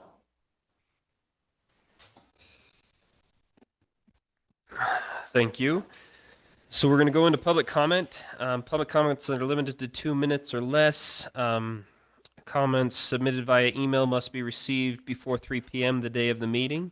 to be included as part of the official record. Emailed comments will not be read aloud during the meeting, but will be distributed to the council and included in the official record. So do we have anybody here present that would like to say anything in public comment? Anybody online? Chris? No? Okay. Then we'll What's that, Chris? I said I said my piece. Oh, You said he said Oh, his perfect. piece. Thank you, Chris. Okay, then we'll close the public comment portion of this meeting and move on to the consent agenda. So that is city council meeting minutes for June 27th and July 11th, 2023. Do I have a second? I'll second that. Perfect. All in favor? Aye. Aye. Thank you. Any opposed? Perfect. Okay. Then we're going to move on to number 18. The resolution 2023 through 24 adopting the final fiscal year 2023-2024 budget. I'll make a motion that we approve the final fiscal year 2023-2024 budget. I'll second. Perfect. All in favor? Do we make a, she said school year. Oh, No, I said fiscal. I thought I heard school year, but okay. I said fiscal. Yeah. perfect. I swear I said fiscal. You said fiscal. He's in school Okay. mode. All in favor of adopting the final fiscal year 2023-2024 Budget. budget? Sorry. All in favor? Aye. Any opposed? It passes. Okay, number 19, approval for the first amendment of the Summit Creek Development Agreement. I'll second him. Okay. This is a roll call vote. So since Councilmember Lunt always feels like she goes last, Councilmember Lunt, Yes. Councilmember Kinnison, Yes. Councilmember Pratt, Councilmember Malkovich, Yes. and then Councilmember Hilliard, myself, yes. That passes also. Okay, we're going to go with number 21, correct? Ordinance amending City Code 10-4-5D, requesting drawings and information. Do I have a motion? Did we skip the? We preliminary skipped plat? 20.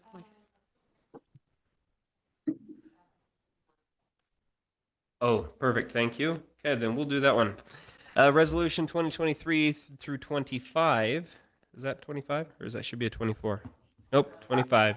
Approving a preliminary plat for Summit Creek 7G-1 subdivision. A motion. I'll second it. Okay, all in favor? Aye. Any opposed?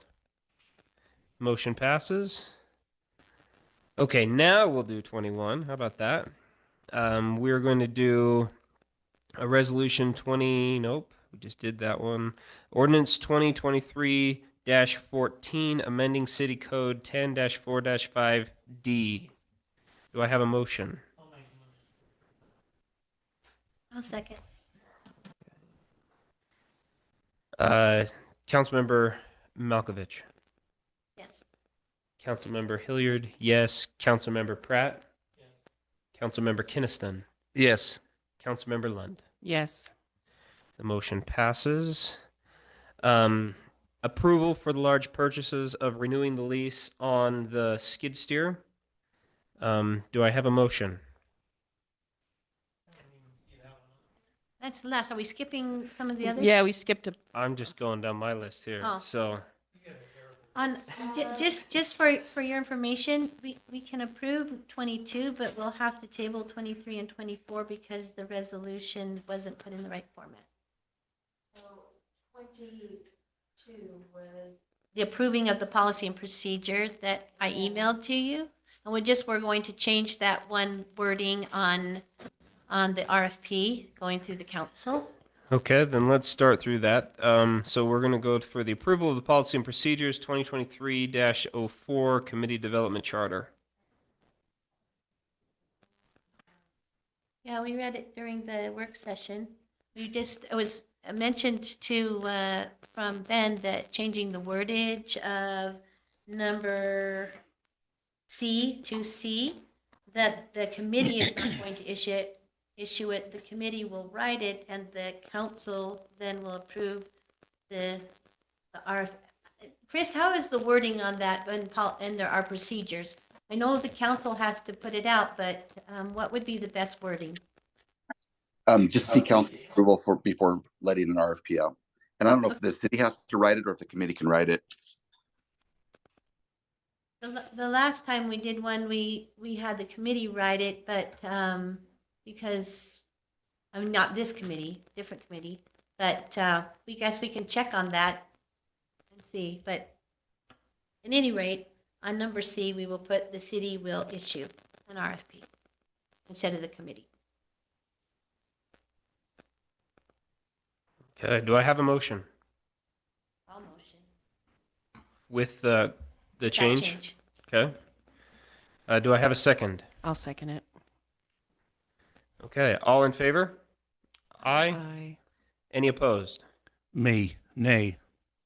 Motion passes. Thank you. And the And other two then, will be tabled until next meeting when the resolution can be written. okay. So we're going to table that one. That's correct, right, Jody? Since we don't have a resolution written.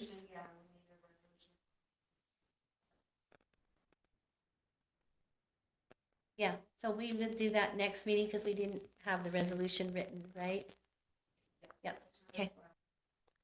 Okay, then we'll jump back to the one I've already tried to do once for the approval of the large purchases of the lease re-upping for the skid steer. I'll make a motion. Thank you. All in favor? Aye.